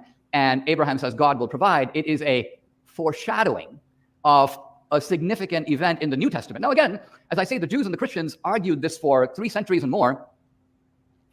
I'm not even trying to adjudicate who's right, but I'm saying you're waltzing in, coming with neither of these 2 assumptions. In fact, I assume you think that the Old Testament is as mythological as the New. No. Okay. Sorry, And I guess what I'm saying is that people who read the Bible to understand what the Bible is trying to say and what we can learn from it, do what the Jewish rabbis did and do what theologians like Augustine and Anselm and so many others have done. They don't really do what you're doing, which is saying, hey, Luke must have talked to a guy who thought it happened over here. But in fact, this guy says the roof was thatched, but another guy says they let the guy in through the roof who had to be healed. Contradiction. Yep. And I'm like, is this your way of trying to say the Bible is not true? Yes, it is. The Old Testament. Yes, okay. It's precisely what I'm doing. The Old Testament is not fully mythological. I think Genesis is mythological. I think that Exodus makes more of an attempt at history that has mythological undertones. I think that the military conquests I mentioned in my opening statements are attempts at describing literal historical events. I think that Psalms are poetry. I think that Job is mythology. I don't think a man called Job actually existed. Right? And so there are lots of different genres here. The reason I'm asking about contradictions in the gospel, and I understand if you don't want to talk about the specific example of Egypt and Jerusalem, fine, whatever. Maybe you can. send me an email about it later or something, that's fine. But the reason I bring it up is to say that there are lots of these. And in each case, if we try to look at why they might be contradicting each other, the reasons I think we're given tell us that the historicity of this text should be in dispute. For example, I mentioned the date of Jesus' death. The Synoptic Gospels specifically place this after the Passover meal. They have the Last Supper as the Passover meal. Okay. John uniquely sets it before the Passover because he has the theological purpose of wanting to depict Jesus as the Passover lamb. Now, this is a contradiction if the Gospels are supposed to be historical accounts of what happened to Jesus, which I imagine if we were having a debate about whether Christianity were true, about whether the God of the Bible existed, you might put forward, say, an argument for the resurrection of Jesus. You might say, well, we have good historical evidence to think that Jesus rose from the dead, and you might point to the story of the crucifixion and the disciples seeing him after he died. This is a common thread. The problem is that if we're treating it as historical in an area like that, then we have to engage with it as a historical text. Why would they contradict each other? I would say for the same reason that Luke contradicts Matthew in birth narratives, because they're attempting to make a theological point, which tells us at least, and maybe you think that the New Testament is an entirely theological and in no way a historical text. Would you agree at least that the New Testament writers are seemingly willing to adapt the historicity of an event in order to serve a theological point? Would you agree with that? Yes and no. I would agree that. Well, that definitely is a contradiction. Well, it's not a contradiction because, well, I mean, Thucydides is relaying historical events to make a moral point about the nature of politics, and both are completely consistent with each other. Sure. It's not as if Thucydides is, so he's a student of power politics. He is making a point. His speeches are driven at making a point, but the point is excavated out of the actual events. Now, I think that there's a reason that we're given 4 perspectival accounts of Jesus's life, and they're not identical. In fact, as I say, if they were identical, you wouldn't need 4. The point of reading these, and I think the way to read them. Let me say a word. If you want to determine veracity, you have to operate a little bit like a jury, and by that I mean pick up the Gospel of Mark, the first of the Gospels. Now, by the way, these Gospels are written very proximate to the events they describe, and I say this by the standards of, we're talking about historicity of any historical document. 70 AD, would you say, for Mark? Yes, I mean, I would say within decades of the events that they describe. But crucially, would you agree with most historians that this happened, for example, after the destruction of the Jerusalem temple, thereby allowing the author of Mark to put the prediction in the words of Jesus' mouth without being anything miraculous? This is a highly debated point because Mark's gospel leaves off incomplete and has what seems to be That's where I stopped. This is where I stopped listening because I got so irritated at that response to this question. Here's what I think Alex should have done here. I think he should have been like, okay, cool. Let's take one dimension, which is like strict historical facts, right? Like, and say, okay, on that dimension, and then pick one of these contradictions. And he should have been like, okay, can we agree that if we're reading this as strict history, either Luke or John, one of these is wrong from a strict historical standpoint, either on where they fled or when Jesus died, whatever, and get him to admit that strictly from historical standpoint it can't be A and not A. And then he could have I think probably started to build up a better argument and probably bulldoze Dinesh more, because he'd been like, okay, everybody, Dinesh has admitted there are things in the Bible that are not historically true, and those are in the Gospels. And so now we're just going to have a talk about what more things fall into that category or something like that. I mean, I think Alex is doing a decent job of pressing him here. Yeah. Dinesh just doesn't do a good job of answering any of these questions. Alex brought up the question of the dating of the Gospel of Mark in virtue of the destruction of the temple.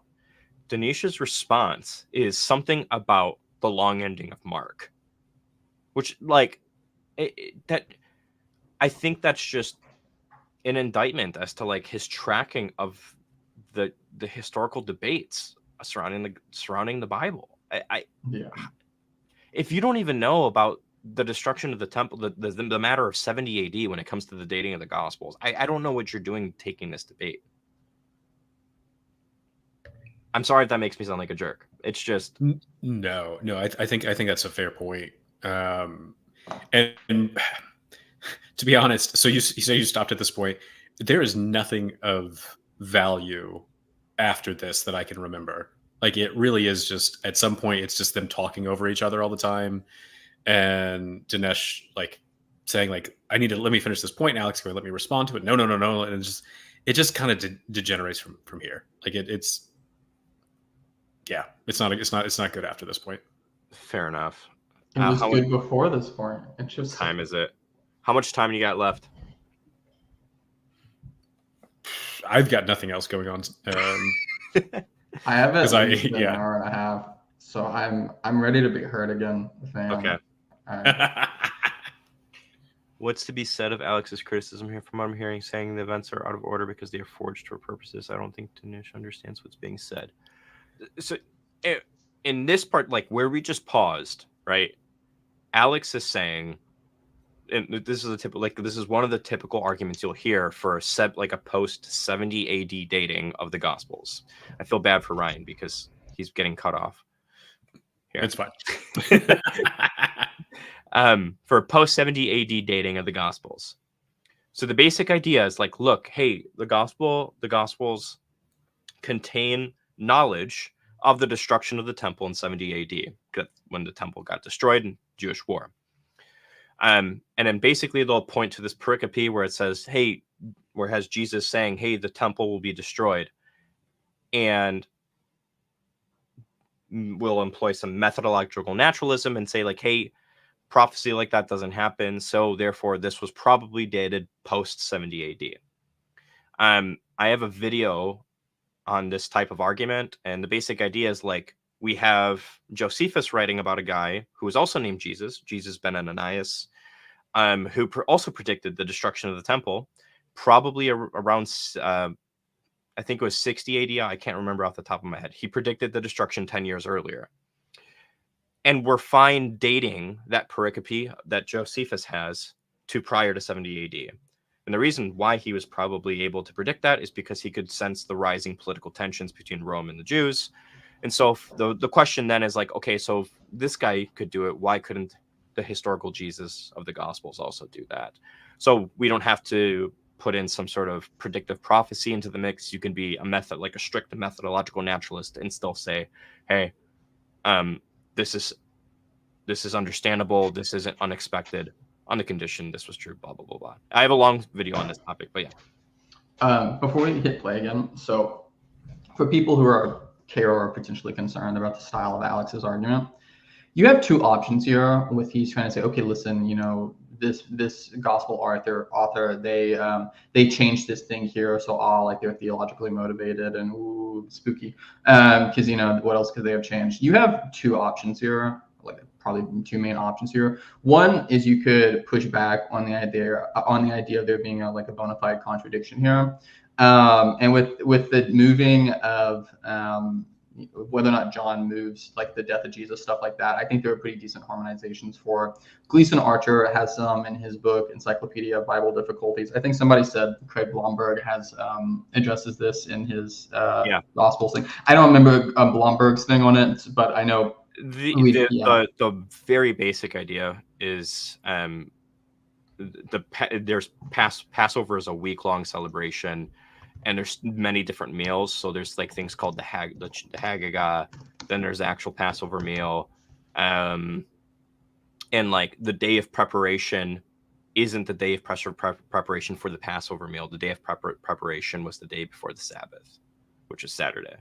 And so like in the Gospels, whenever you see the word, I forget what the word is off the top of my head.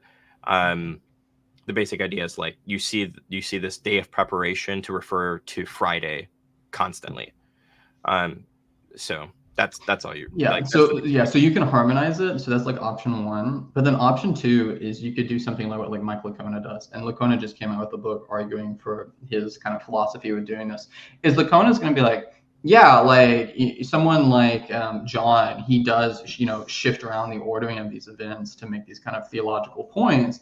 But in doing that, John is operating within the bounds of what is normal for the flexibility of ancient Greco-Roman biographies. And that doesn't mean that John just like can be like written off, and therefore we can just be like, okay, he's not concerned with doing his historicity at all. So someone like Licona would be like, no, they're still concerned with telling an accurate representation of the story, but it was understood in that time that authors of this genre could be flexible with this, and then we can do this type of. We can compare what John says with, like what Luke says, and we can find this overlap and things like that. So no matter whether or not you want to concede there's an actual like bona fide contradiction here, when it comes down to like the reliability of the Gospels or things like that, they're not going to, the objector is not going to make much headway either way. Yeah. All right. Well, if it doesn't get much better, we'll kill some time here and just keep going through it until my wife texts me Let's do it. and tells me to come hang out with her and the kids. At the very end, an added section. I don't want to debate that little fragment of Mark. Here's what I'm getting at. Well, the If you've never read the Bible, and we've all read the Bible in a way, I was raised Catholic, and so I was habituated to going to Sunday Mass and sort of felt like I had to get into the Bible. Yeah, I mean, yeah, I've heard these stories read and so on. But it was a completely different experience for me as an adult to go back with critical skepticism and just read the book of Mark straight through. It has the complete ring of authenticity.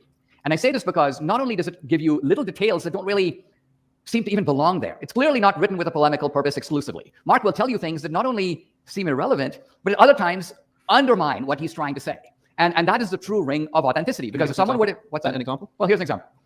In the Jewish tradition, the testimony of a woman was considered inherently suspect, but the testimony of men generally reliable. And therefore, not that the testimony of women was disregarded altogether, but you needed, for example, many women to say the same thing. Yeah.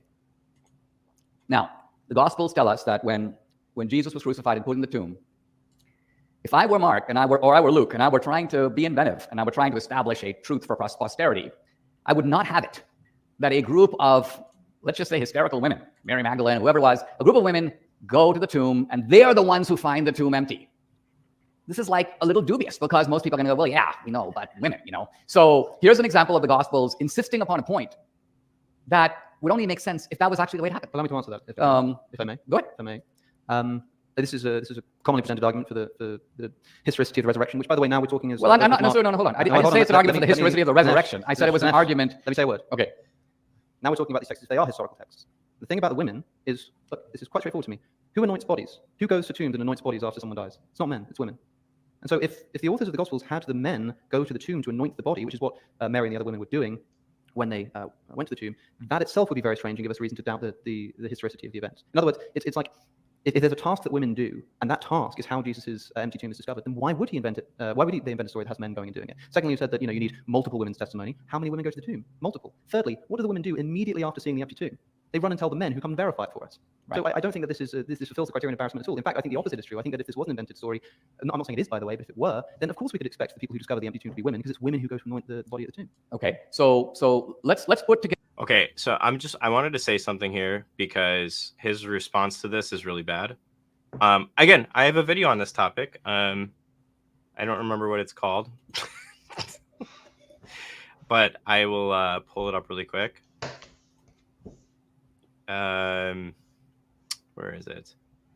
Shocking revelation: is the empty tomb a hoax? And then the thumbnail says fact or fiction. Ooh. I'm not going to go through everything. The basic idea, though, is that there's answers to this. And it wasn't like the idea that women were like necessarily the ones to do the burial rites and all this other stuff isn't true. It was customary. So like if you look at early Talmudic tractates, for instance, we have the following law, and it says, a man may shroud and gird the corpse of a man, but not that of a woman. A woman may shroud and gird the corpse of a man or of a woman. And that's the Semahat 12:10. And then you have like examples in the Bible, like Abraham is buried by his sons, Isaac and Ishmael, in Genesis 25. Isaac is buried by Jacob and Esau in Genesis 35. I mean, I can just keep on going on. In the New Testament, John the Baptist is buried by his disciples, which were very men. You have Stephen, who's buried by godly men after his martyrdom in Acts. Ananias and Sapphira are entombed by a group of young men. And I can go on and on. So this whole idea that it was women who were the ones that did this all the time and all this other stuff. Not to mention the fact that if they're going to make up that allows for men to, like, if we're going to operate on this hypothesis that the authors made up the gospel, the women at the tomb account, right? If they really want to go for this type of motif, like making something up, they could have done a Roman guard, right? Because they could have done so many different people that it would have been a better option. Watch the video if you really want to know more on that, though. Sorry. That's the only point I was going to make is like, okay, if you're thinking they're going so far as to make up like a resurrection and resurrection experiences, then they don't really need to bother with this whole woman thing. They're clearly fine with making stuff up. They can make up something better. And early early polemics against Christianity, they did take advantage of this fact. Like they did take advantage of, Yeah. like, oh, just hysterical women. Like that's how this whole thing gets started. So this was a significant point that the early church ironically dealt with. Yeah. Yeah, what I just said and you just said, and let's ask the question, based upon what you said and what I said, did it happen that way?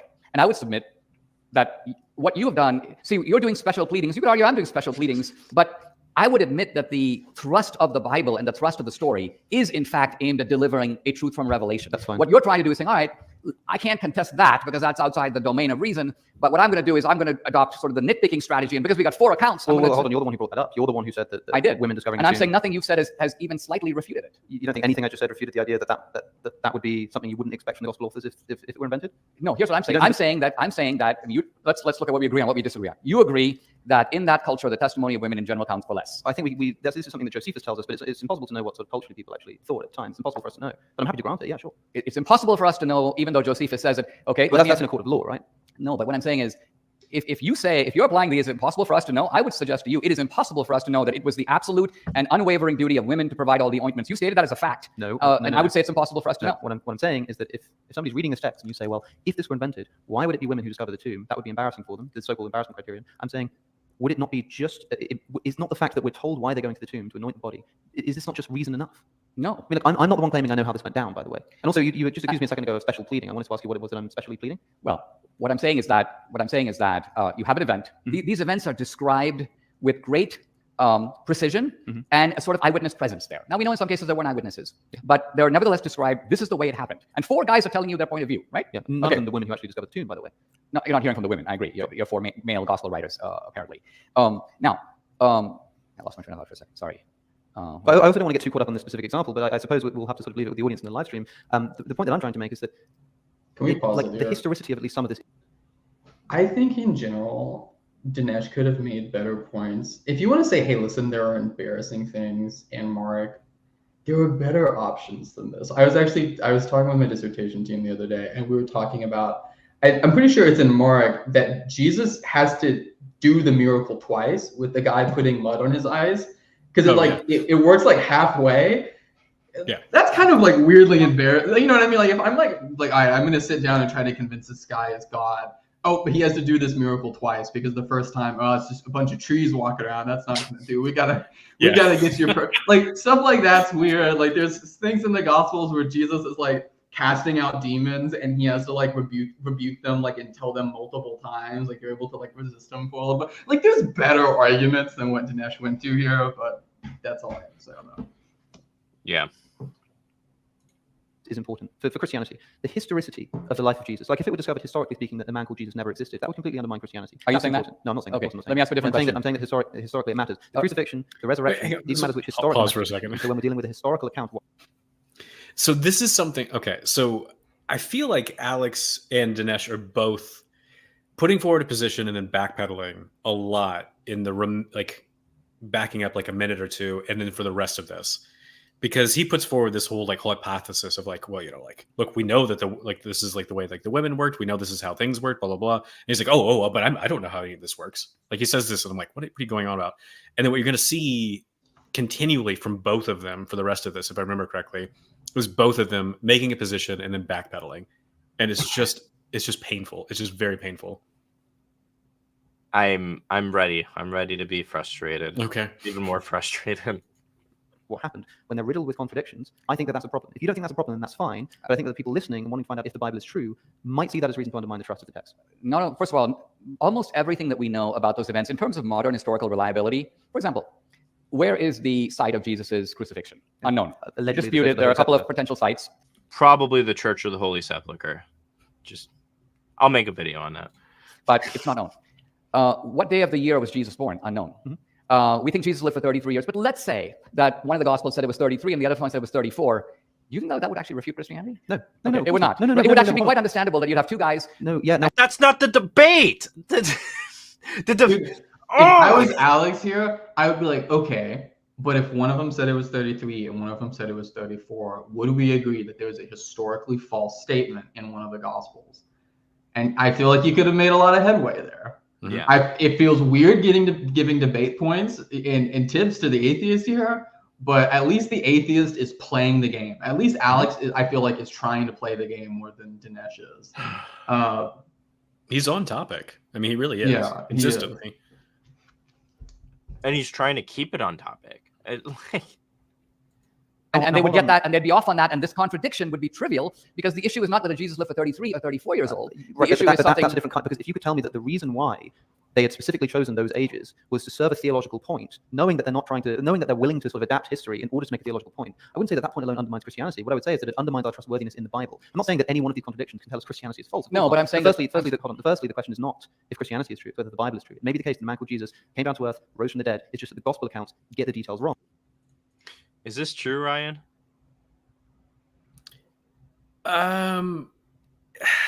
It's I don't know if I can fully say this, but it gets so weird at the end where I like I said earlier, I have no idea what Dinesh's position is in this debate. Because when just when I look at the whole thing, I'm just like, I have no idea where he wants to land. I have no idea. Which means that the Bible is not correct. No, it doesn't mean that. Is true. It means that Christianity is true, but the Bible is false. That's perfectly consistent. I'm simply saying that what you're doing is you are supplying a motive that is completely made up, and that I could engage in exactly. Let's just take, for example, the 33 versus the 34 years. Now, here's what I'm saying. If there was such a contradiction, and I were being you, I would say, oh, the reason that Matthew said it was 33 is because 3 is the number of the Trinity. And so 33 has a certain theological resonance because 3 and 3 is 33. Hold on. And then I would come around and say, well, the reason the other guy said 34 is actually 3 plus 4 is 7. God made the world in 7 days. 7 is known to be a number fraught with theological significance. And I'm saying this is basically Alex BS. Dinesh, the gospel writers tell us that's why it happened. They say that the reason the family went to Egypt was to fulfill the prophecy of Hosea. Okay, and so you so in other words, if the gospel writer, and now imagine that the gospel writers had written what you just said. Imagine in the actual text, one of them said he was 33 when he died because of the number 3 in its significance. Correct. And another said that he was 34 because of the number 4 in its significance. That would be a contradiction, and in that instance, not just a historical contradiction, but a spiritual and theological one too. Actually, no, it actually wouldn't. Oh, come on, it wouldn't. You don't think that's a contradiction? No, it's not a contradiction at all, because the gospel writers are constantly contradicting each other. No, not contradicting each other.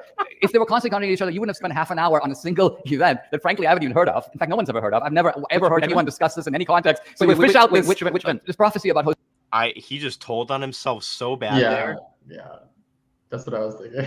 It's like, I know people have talked about this, and if you haven't heard it, it's because you're not reading books about the things you're accepting debates on. You're not reading the scholarship.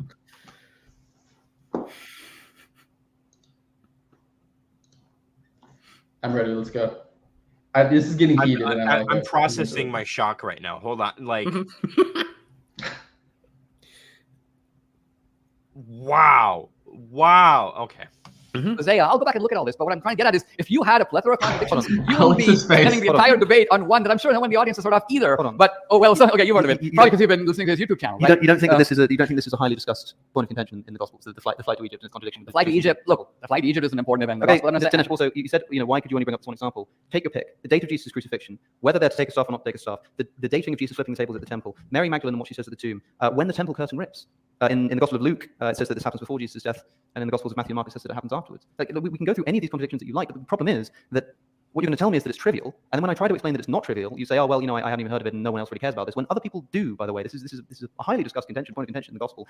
All I'm asking you to do is say that this is, when I mentioned the staff in my opening statement, and I said that whether or not they take a staff is a totally trivial contradiction. I'm not bothered by that. If I were a Christian, I would say, yeah, of course, because the texts are not going to perfectly accord. But for some reason, Augustine could not accept this, and so comes up with this ludicrous idea of a literal staff and a metaphorical staff that Jesus is talking about. If you were willing to just say, yes, this is a contradiction, but that doesn't upset the method of Christianity, I think it would be a much more defensible and respectable approach. But instead, it seems that you're unwilling to admit that there's even a single contradiction in these texts. I am saying that the texts are written from 4 different points of view. Do they contradict? And it is quite possible that on details, Matthew tells you things that are not in Mark, or different than Mark, contradict Mark. Yes, contradict Mark. And so the point is, here's my point. You're acting, look at it this way. You would be scoring a point if you could say, God wrote 4 books and they contradict each other. Just like if you're able to say, Dinesh said this in the beginning of the debate and that at the end of the debate, Dinesh is contradicting himself. On the other hand, if we have 2 guys who are here today to go and write an account of this debate, right? And then we look at their accounts, which are authentic, first person. I was their accounts with a lot of detail. And one guy says, for example, the lights were dark. The other guy says the lights were dim. Or one guy says, for example, that Dinesh was sitting at a 45-degree angle. Another guy says it was a 50-degree angle. Yeah. These are not. And then someone goes, Dinesh was sitting at a 45-degree angle because he thought this was a way of maximizing his rhetorical effectiveness in the audience. Where are we? Now imagine. I don't have anything to say. I don't know. It's just I don't know what is going on in Dinesh's life. I don't know what he thinks he's doing here. Like I told you, like It just goes downhill. Like they just start talking over each other. It's not clear to me what point is even being attempted to be made. Like it's a car crash. Like it's just a car crash from here on out. We can keep playing. Oh gosh, man. Somebody said, now imagine somebody said, Alex is wearing a blue jacket, and the reason he was wearing a blue jacket, someone said it's a blue jacket, someone else said it's a red jacket. Who cares? You're quite right. But if somebody said specifically, I know that the reason he was wearing a blue jacket was because there's an upcoming election in the UK that's just been announced, and he was trying to represent the Conservative Party. And somebody else said, I know that the reason he was wearing red, and in fact, he told us himself that the reason he was wearing red is because he wanted to support Labour in the upcoming general election in his home country. Perfect he would example. say that is a contradiction and means that one of you wasn't paying close enough attention, not just to the color of my jacket, but the very message that I was trying to get across. That could well be true, but what I'm getting at is we know. Can you pause for a second? So I don't know if you guys are aware of UK politics, but they're having a big election on July 4th. And so nothing says to me like the importance of like British politics, except for having an election on July 4th. And so I just love this. Also, I don't know if you guys know when our election in the US is. It's on November 5th. Which is Guy Fawkes Day, which is like this when there was this failed attempt from Guy Fawkes to like overthrow and blow up the parliament and all that. So we're in a bizarre year where the UK decided let's have our election on the day where a whole bunch of like rebels like across the pond decided to say screw you UK, and they're having and then we're having our election on the day where it basically says. Yeah, well, just the same time where like someone was like, "Screw you, UK." So like it's a bizarre. We're living in a bizarre timeline at the moment. I appreciate that interjection because it brought my blood pressure down a little bit. Just from normal experience, that if the two of us are sitting in a cafe and we see an accident, these kinds of differences are normal. So let's just say, for example, here's God showing us a revelation, and the revelation can be whatever it is, and you and I write an account of it. And somebody finds that my account of it not only is different than yours, but let's just say, for example, I go, oh, Jesus was wearing a cloak. Another guy goes, he's wearing a robe. For anyone to actually think that this is, in fact, a refutation of the truth of the Bible is ludicrous. So anyway, in our format, we've agreed to do a flip where you've been asking me questions now. I'm frustrated a little bit because because Alex has brought some actual contentious like passages forward and been like, hey, these seem to be like real contradictions, and then this guy's just like, oh well, let's put those aside for now, let's tackle these things over here that are like clearly just ludicrous. Like what that's like the same thing as talking about atheism and calling it stupid because I heard an atheist that thinks nothing can come, like everything can come from nothing. Or an atheist that thinks like the laws of logic don't exist, or whatever you want to say, right? Like, it's the same thing. Like, can we take on the strongest case and like show why it doesn't work? Can we do that? Or, gosh, man. Let me ask you something. If you've got I'm some ready to see Dinesh's intense cross-examination skills. I'm ready to be blown away. Are we coming up on the clip that I mentioned? Because I remember seeing like a short. Yeah, we are. Okay. Let me turn around and ask you questions in a sort of what I think is a more fundamental mode, because it gets to what the Bible really is. Do you think that the universe had a beginning? I don't know. I would suspect yes. You suspect yes. Yeah, sure. Oh no. How did the writers of the book of Genesis know that? I have no idea. If I'm Did they guess? going to be cynical about this, if they did guess, it would be 50-50 guess. And I also think that if we had scientific... Would it be a 50-50 guess? Yeah, and it might even be worse than that for you, because if we had some kind of scientific popular hypothesis, because of course the Big Bang might not have been the beginning of everything, who knows, right? But like whatever the popular scientific hypothesis is, if it were pointing to an infinite universe, for example, as Einstein thought we lived in, then I'm sure that people would open Genesis, they would say that in the beginning God created the heavens and the earth, and say that the earth just means the earth itself, right? Like I think it would be easily interpretable on either account. All right. So one of my professors at Dartmouth was Robert Jastrow. He headed the Mount Wilson Laboratory, one of the great astronomers of the 20th century. Sure. So Jastrow writes in his book, God and the Astronomers, that for 250 years, modern science has been attempting to discover whether the universe had a beginning. And you can think of these scientists as ascending a very tall mountain in which there are many pathways. And for many years, with the steady state hypothesis and so on, there were beliefs that the universe was eternal, It never had a beginning. In fact, that was a prevailing point of view. And then Jastrow argues it's almost as if we reached the top of the mountain and there was a bunch of Hebrew prophets or theologians sitting there who had been there from the beginning. So I'm describing now. I'm sorry. I knew when he said the mountain. I knew when he said the mountain, it was going to be that quote of, when we finally scale the top mountain, when we look on the other side, all the church fathers will be standing there. Yep. Sorry, I don't. Besides my I don't have anything of value to add. When he had said the mountain thing, I was like, no, not this. Sorry. Keep going. Just actually pause it. Pause it. It's not as if there weren't pre-scientific philosophical debates about whether or not the universe exists. It's not like there was this like history of like both Christian and Islamic, philosophical tradition about like the universe and whether or not it begins. Like all of that type of reasoning can and did go on pre-scientific age. Like would Dinesh come out like I almost want Dinesh to argue with like a really hardcore Muslim apologist and be like, okay, so you agree like the Quran is inspired because we also said that that the universe began to exist, and look, we even have Muslim philosophers arguing this.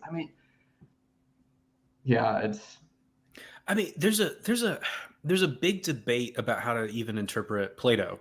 You've got different schools of thought where if you're looking at Plato, is Plato saying that the universe has an absolute beginning created out of some previous stuff? So it's not creation out of nothing, but does the universe have an absolute beginning, or did it always exist? And there's this whole absurd debate throughout history about the proper way to interpret that and the whole reception history of that. So this is all pre-Christian, a lot of these sort of issues. And I think it's funny you mentioned the Muslim stuff because that's about to come up in a second. That attends to a discovery and I think it is out of the spirit of that discovery for you to go, oh yeah, it could have been this. It's like tossing a coin. It isn't like tossing a coin. This is a question that's been argued for 2 centuries and only resolved in the last several decades, and resolved decisively in one side and the other. And the fact that you're not willing to just straight out say, yeah, it is actually an astounding fact that we now know. No. Look, the scientific method has also revealed to us that the Earth was formed about 4.5 billion years ago. That is much later than the sun. The Old Testament account, the Hebrew Bible account, tells us that it was the other way around. So got that bit wrong. All right. So we're the Bible is not. So sometimes it gets things right. Sometimes it gets things wrong. The Bible is not science. It's not listing out a scientific. Well, now hold on a second. You can't now move the goalpost, especially if you're still going to miss. The issue. Well. That was a killer line. You can't change the goalpost, especially if you're gonna miss. Yeah. Dude. Oh my gosh. That was a good rejoinder. Mm-hmm. I just loved the couple seconds of silence.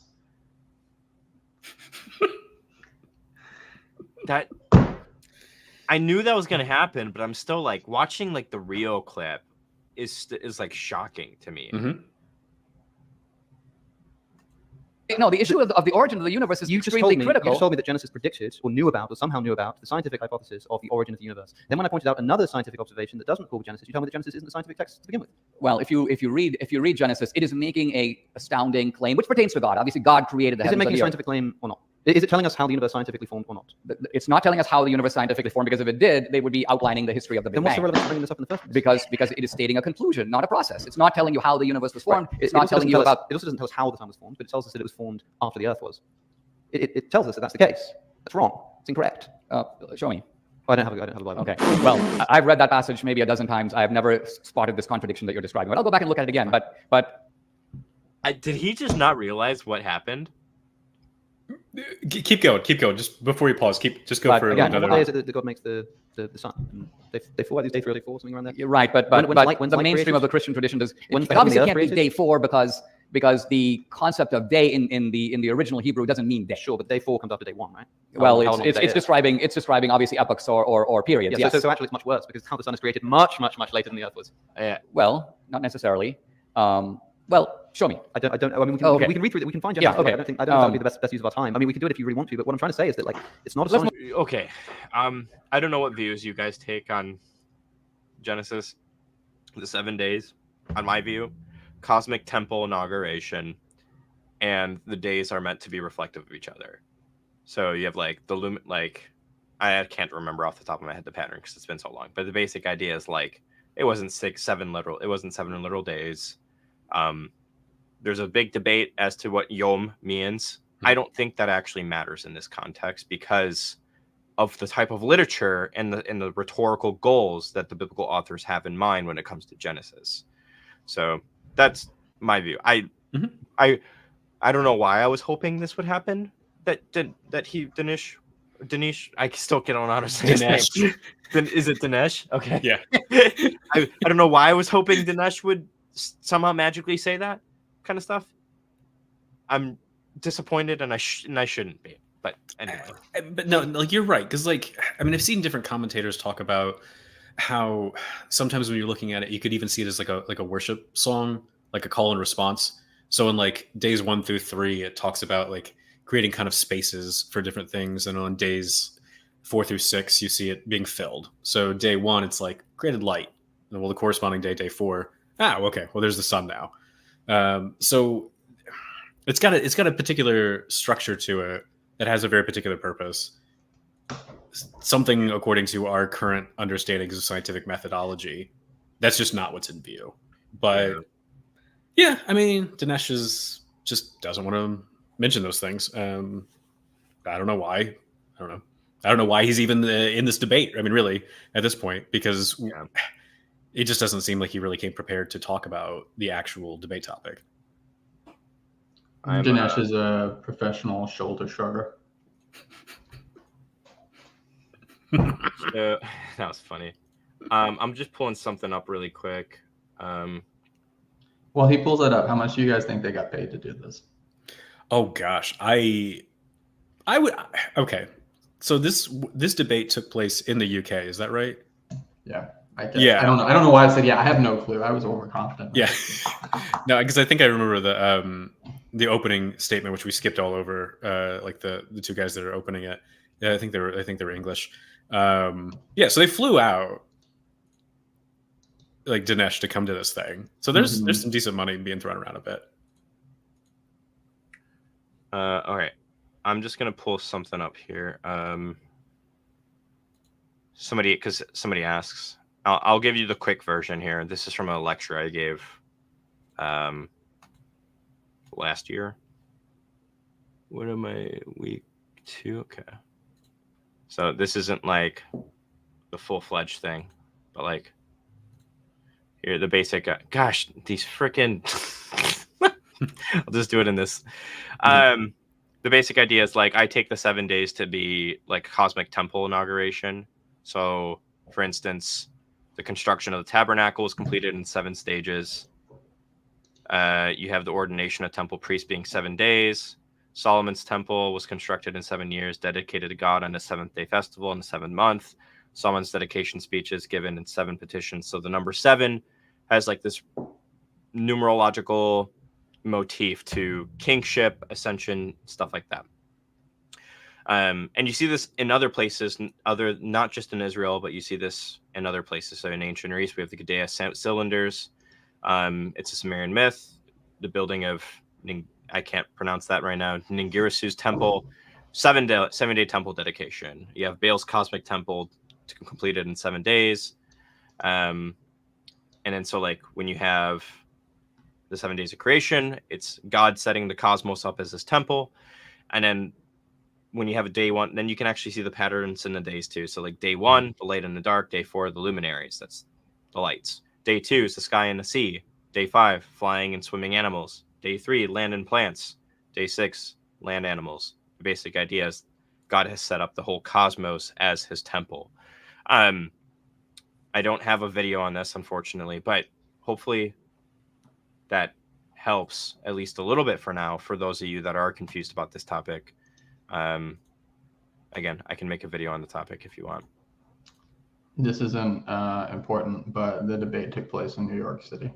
Okay, it took place in New York City. So that means they flew Alex out to. I guess so.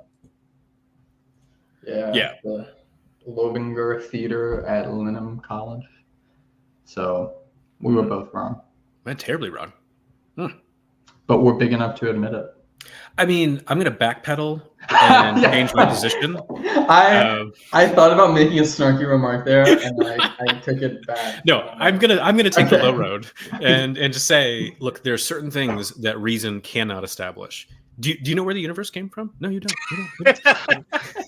I'm just gonna change the topic. Were you there? Yeah. Oh gosh, pull the Ken Ham. Were you there? Yeah. So somebody said in the chat, and this is one thing I do think that's worth responding to. Someone said that I'm starting to think we might be going a little too hard on Dinesh. He did it very poorly, but he's still a brother who Jesus died for. So here's the thing. I am critiquing Dinesh's performance. I'm not critiquing Dinesh as like a person. But in this avenue, like it is appropriate to critique his performance because he got up as a representative of Christianity in this. Yeah. And if Christians don't hold his feet to the fire, that makes us all look bad. It's an aspect of character. Like if we're gonna do a debate and we're gonna do a debate review, we can't just be bashing on Alex when he says stuff that are silly, and we will. And we have bashed on Alex in the past. Like we are equal opportunity, offenders when it comes to this. Mm-hmm. Like we will bash bad arguments. It's just we're being really harsh on Dinesh, or at least I'm being harsh on him, because I see Dinesh making the most consistent line of really bad arguments, and so that's just what's constantly in my face. Yeah, I will admit myself, I'm harsher on Christians in these contexts than I am atheists. But that's in virtue of the fact that I just care about this a lot, and I get mad. Like for me at least, I get mad when I see Christians go up on a public forum like this, and in my opinion, almost come off as like not caring about the responsibility they've taken on in this context. Because I can only we have people in this chat that are like, well, how would you answer that? Mm-hmm. And like, thank God that they're here to listen to like some of at least the surface level answers and be pointed in the right direction. But how many more people are not going to see this stream? How many more people are going to see this debate and not have the answers and be like, oh shoot, like I shouldn't be a Christian. Like that's why I get mad about this. And I see nods of approval. So you better be careful, dude. You're getting strong again. You might accidentally break your desk if you do that too much. So what I'll say is I will tear apart everyone because I'm getting old and cranky and I've lost my patience for everything. But also, like at this point in my life, like I've got 2 PhDs, and like the amount of effort it takes to become an expert on something, and the amount of like careful sort of like study you try to do to get something right to prepare for this, and to see someone who has put, as far as I can tell, like 0 effort into preparing for this debate, I just find that deeply frustrating.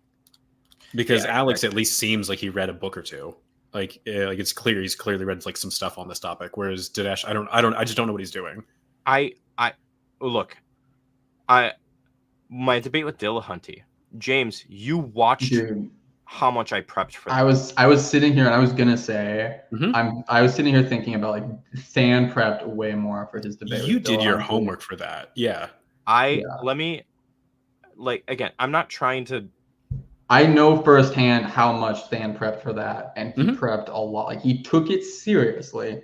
He had people, do like opposition, like debate. Like we pretended to be Dillahunty. Like I don't think I did the whole lot. Like some of our other friends did more of the playing Dillahunty. Like, he took it seriously, and that's what you do when you have a debate. My prep notes were 153 pages. And if I was gonna debate Alex, it'd be bigger. It'd be. But here's the thing: bigger. you like this is outside the realm of reason. Like reason, you can't reason this. I'm done. And, I'm done. I'm shutting off the stream. You're 150 pages. How much of that is probability, which is just gobbledygook anyways? Well, here's the thing: I can give my maximalist case without any sort of Bayesian reasoning. I could do an IBE type case, which I don't think you can. Here's the thing: I think I think it's one of those things like maybe you have the power, but you don't have the ability. to do what you just described. I think Are you you saying have. that? Are you saying that because you just know that I like love Baze so much? Ryan, Yeah, okay. I think you know it's like one Okay, of those things like I have to that, tell Ryan like, about this. and I'm like sorry, in I'm sorry. omnipotence debates, there's like, oh, like God, you know, does he have the power to lift the rock? He has the power, but not Hold the on. ability. I have It's to tell like Ryan that, about but this. like, So, yeah. so I was just like scrolling. I'm sorry, audience. We'll get back on track in a second. We I was will. scrolling through the internet one day, and this YouTube short came up, and it was like, oh, best bicep exercise or something like that, right? And like the third or fourth one, I didn't even see what the exercise was called. I didn't even see what the exercise was. The title of the exercise was Bayesian curls. And as soon as I saw the word Bayesian curls, I just like noped out of the video and sent it to James right away. Dude, I guarantee you, like, I'll say this and then we can get back. I'm just so confident. Like, if Than told me he was about to present a maximalist case that wasn't Bayesian, I think he would try it, but I think he would be like an alcoholic trying to not drink. Like, he would just lapse. He would just be trying, like, someone would raise an objection and he would start trying to respond to it, and he's like, oh, I need my Bayesian framework, quick, get out here. And then it would just become Bayesian. You know what? Just to spite, okay, one, my stage 2 contingency argument video is all deductive. So 2, I'm gonna make a maximalist case resurrection video, and I'm not gonna touch on Bayes at all, just to spite you. So the Reverend Bayes will never come up at all. Here's what I think. Correct. Hesitation. See, here's what would be more impressive to me, Than, is if you committed to a couple hours of TikTok live resurrection debates with me, in which you had to actually argue with people who were making responses and you wouldn't let yourself. Like, I would be more impressed if you got through that without doing Bayes, because if you're making a script and you're reading it, you can self-edit more. Like, you have the time and you can like exert it more. I'm just saying on the fly. Like, I don't know that. But this Fine, let's do it. I'm just psychologizing. Next week we'll set it up. We'll go live on a TikTok, and I'm gonna run a either an IBE or a deductive style maximalist case. I'm so ready. Okay. You guys heard it here. Mm-hmm. Move on. Let's move on. Why not? It's not astonishing to me that like if you're making claims about the origin of the universe, especially in the case where if it is making a specific claim in the knowledge that there's a sort of infinite hypothesis and a beginning hypothesis, to take a 50-50 stab, it's not amazing to me. It would be more amazing to me if everything lined up and it gave us an otherwise unknowable historical scientific account of the beginning of the universe. But as you say, that's not even what Genesis is trying to do. So I don't understand how. Yeah, I'm not saying that Genesis is trying to unfurl I'm saying that Genesis is making a statement about creation, and the statement about creation has a very startling scientific implication, because if there was a creation, then there obviously wasn't something, and then there was something. But I mean, it's not just science which can tell us that the universe had a beginning. I mean, like, there are lots of philosophical arguments that people have made. Perhaps most famously, Al-Ghazali, who argues against for the impossibility of a past infinite universe, and I think does so quite convincingly, with no reference to redshifting and no reference to scientific hypotheses. So it's perfectly possible for somebody to take a pretty studious and educated guess at the fact that the universe had a beginning long before the scientific method told us that was the case. I'm not saying that it's not possible to make philosophical arguments, and of course, as you know, there was a tradition in ancient Greece of making philosophical arguments all over the place. So maybe that's why. Let me keep going. It's my time. Let me pose. I'm trying to answer your question. Maybe if you ask me how would they know, isn't this astounding? I would say, well, maybe they just had a philosophical tradition that taught the beginning of the universe, and that's where they got it from. Except that Not inconceivable. it's not inconceivable, but it's not likely, because when we think of the tradition of Western civilization, we speak of Athens and Jerusalem. We speak of the origins of philosophy starting in about the 8th century BCE, and then really developing first in Greece. And then we talk about the tradition of revelation developing in ancient Jerusalem. So was there a hidden philosophical tradition? Possible, but probably unlikely. Sorry, just pause it. I know, I'm in pain too. Philosophy doesn't just pop up in Greece. Like, okay, that's not like how I forgot the guy who does the history of philosophy without any gaps has Peter Adamson. Yes, yeah, he has a great series on Africana philosophy. If you think that the Greeks invented philosophy, please go just watch / read, listen, whatever that. Like, there was philosophy before Greece, and so where in the world did that happen? Around the ancient Near East, around these areas that Alex is mentioning. So, like, Alex does have a point here. Mm-hmm. Yeah. No. So Peter Adamson, who teaches for the University of Lucerne, which is where you can study a master's program with me. I need to do a plug because all the books I have, because all the books I have sitting next to me are books that I've like contributed to, but they have nothing to do with this topic. Stan is busy doing with his kids, dude. Just plug all. He can't stop. Yeah. So Peter Adamson, plug away. He's published a bunch of different things on this. So like he's got a really good book on Indian philosophy that he co-authored with a Hindu scholar. And so he's like, I mean, he's just trying to like grab at like a lot of different places of going like, look, there's clear philosophy going on all over the world. It's not just like Socrates all of a sudden just came out of nowhere and was like, oh, hang on a second, like, let's do this whole thing. It's just not like that at all. And so I really appreciate Peter Adamson's approach to this, just going, let's really look at everything here. Drew Johnson, he has a book called Hebraic Philosophy. And so there's this forthcoming symposium in Philosophia Christi that I contribute to, where we're looking at this. And what Drew wants to argue is that when you're looking at the Hebrew Bible, the Old Testament, like it's clear that there's some kind of philosophical reasoning going on there. And then obviously, and a lot of this predates Socrates. And I think there's a case you can make for that beyond what Drew does.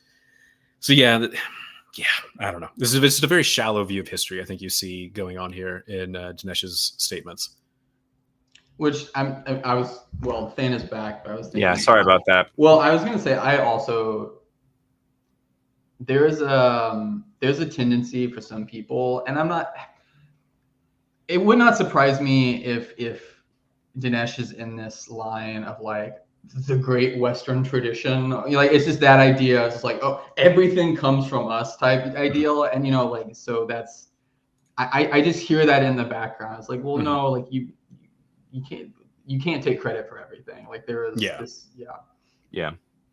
All right. I got maybe like 10 minutes left. So do we want to keep going through this, or do we want to like, I mean, it really just is them bickering back and forth, if I remember correctly, after this. And then they get to the Q&A, and I didn't pay attention to the Q&A from the audience because I had had enough. Fair enough. You did more debate. You did more prep for this live stream than either me than Than. And also, I think I also had the thought. I think you did more prep for this debate. I wonder than Dinesh than either of them. Yeah, like I think Alex prepped. I don't feel like Dinesh. I don't see the results of Dinesh's prep. I'll say that. No, because you look at Alex's statement. First off, it's on topic. Second, he's clearly practiced this, so it's the timing. He's got it down to the amount of time he was allotted. And oh my gosh, I don't know how to express this. So many times I'm in an academic setting, and it's painfully obvious to me that most people have not practiced their talk in advance. They've not even thought about like the amount of time it takes. Like the worst case scenario, like I saw, was I was in Greece, and we each had 10 minutes to present like our argument about like theology and personhood. And this woman wrote a 30-page paper that she wanted to try to present in 10 minutes. And I was like, did you even like think about this in advance? Like, it's just so common to not think about these things in advance. So I really appreciate that Alex actually stayed on topic and actually practiced to make sure he was within his time that he was given. So he prepped. Yeah. I think, if the rest of the video is literally just the same thing. Yeah. And it's just going to be us more complaining some more. Yeah. We can call it there. My overall impression of the debate, based off what I've seen so far, is like if I had to give a winner, Alex is the clear winner. And I Mr. D'Souza, if somehow you come across this video, like I apologize if anything I said or we said hurt your feelings and if we took things too far. But this was a very poor showing for Christianity in general. And Alex, if you're listening, I understand that Exploring Reality is a teeny tiny channel and you got to prioritize the bigger names, but I've reached out to you a few times. I'd love to have a conversation with you privately or publicly, whatever you want. It'd be really cool. So I don't know. Do you guys got anything else to say? I'm going to be honest. I thought this was going to be worse based on how hard you guys were harping on it. Like, I thought it was going to be one of those. I mean, I don't know if you guys did. I watched the James Tour debate with the Frank guy, Professor Dave. That's what it's called. I thought it was going to be that level of bad when you guys were hyping. I don't know if you guys have seen that debate. I did not watch that. You should not. No one, like, it was like max. Not maybe not maximally bad, really, really bad. And I was expecting like that level when I came into this, and so it's like, oh, like nobody like yelled at the other person, like that's true. So Yeah. So Than and Ryan are not reliable. They don't have reliable testimony. I'm just gonna delete my channel. They over exaggerated things about this debate in order to serve a media content entertainment point, and therefore they're untrustworthy and they should not be listened to. So all right, I'm ending the stream now. Thanks for having me on, by the way. Appreciate it. Ryan, are you guys at Lucerne still taking in master's students? Mm-hmm. Yeah, you've still got a couple months where you can apply. And we also have a bunch of scholarships. We got 2 sets of scholarships, both of which are full rides. So just like the general population, for anybody doesn't matter where you live in the world, we've got scholarships still available. And then if you are Polish, if you're actually in Poland, we have another set of special scholarships just for students who are like Polish citizens. So yeah, Ryan, isn't that program like really cheap? Like, it's super cheap. Yeah, that's what I thought. Exactly. Like, what are the numbers for that? It depends on. I got you. Yeah, no, this is good. So it depends on the exchange rate, but like if the current exchange rate, if I remember correctly, between Swiss francs and American dollars, you're looking at around like $2,500 a year, because the Swiss government thinks that higher education is important for some crazy reason, and so they're like, hey, let's like kind of like subsidize this. So the program is like quite cheap compared to your average like U.S. Like a graduate program. And is it all in person, or is there any hybrid, or what about that? It's all online. We do have in-person stuff that happens. So we've got a summer school, or like kind of like a summer, according to the Swiss, varies a little bit. So sometimes it might go into like September or something, that takes place either in Switzerland or in Sicily. It varies depending on the year. That's all in person. And then there are different opportunities to do like a weekend seminar in person. So I'm going to be doing, in December, I'm doing a weekend seminar just on God and time in Jewish, Christian, and Islamic philosophy. And then in April of 2025, I'm doing God and Emotion, just a weekend seminar just on God and Emotion. But most of it's online. But yeah, but there's opportunities to do in-person stuff. That sounds like a sincerely like really fantastic opportunity. If someone's watching this, it wouldn't make sense for me to do it, but like if it made sense for me to do it, like I would like I wish that this was around back when I was home, yeah. For anybody watching it, I so badly want to be a part of this program. Like, if you're exploring master's programs, check it out. Like, if you like my channel, I've learned so much from Ryan's work. I'm pretty much a Ryan parrot. That's not good, because there's too much like sarcasm and it's a parrot. I'm a Ryan parrot with a Rasmussen tone most of the time. How about that? Less entertaining, but still, you get to the point. But yes, I guess I should also say, like, so we've created these new certificates for advanced studies. So like the master's program, like there's certain like a bunch of hoops you have to jump through to get into that. The certificate is different. Certificate program is, say you did your bachelor's in like computer science or anything under the sun. It doesn't matter. Like, not in philosophy or theology, or in some cases too, you never finished, you never went to undergrad. We can let some people into the certificate program. And the certificate program, what it does is it lets you take 4 of our master's level courses. So you got 1 semester of study and then another semester of writing a dissertation that like someone like me or one of the other professors will supervise. So if you're just like, I wish I could get deeper into this, but I don't want to do a whole master's degree, or I'm not ready for that, then we've got these different certificates. So you can do a certificate in Christian philosophy, you could do one in Jewish philosophy, or you could do one in Islamic philosophy. All right. One last thing I'm gonna bring up here is go buy this book. Thank you, Than. Buy this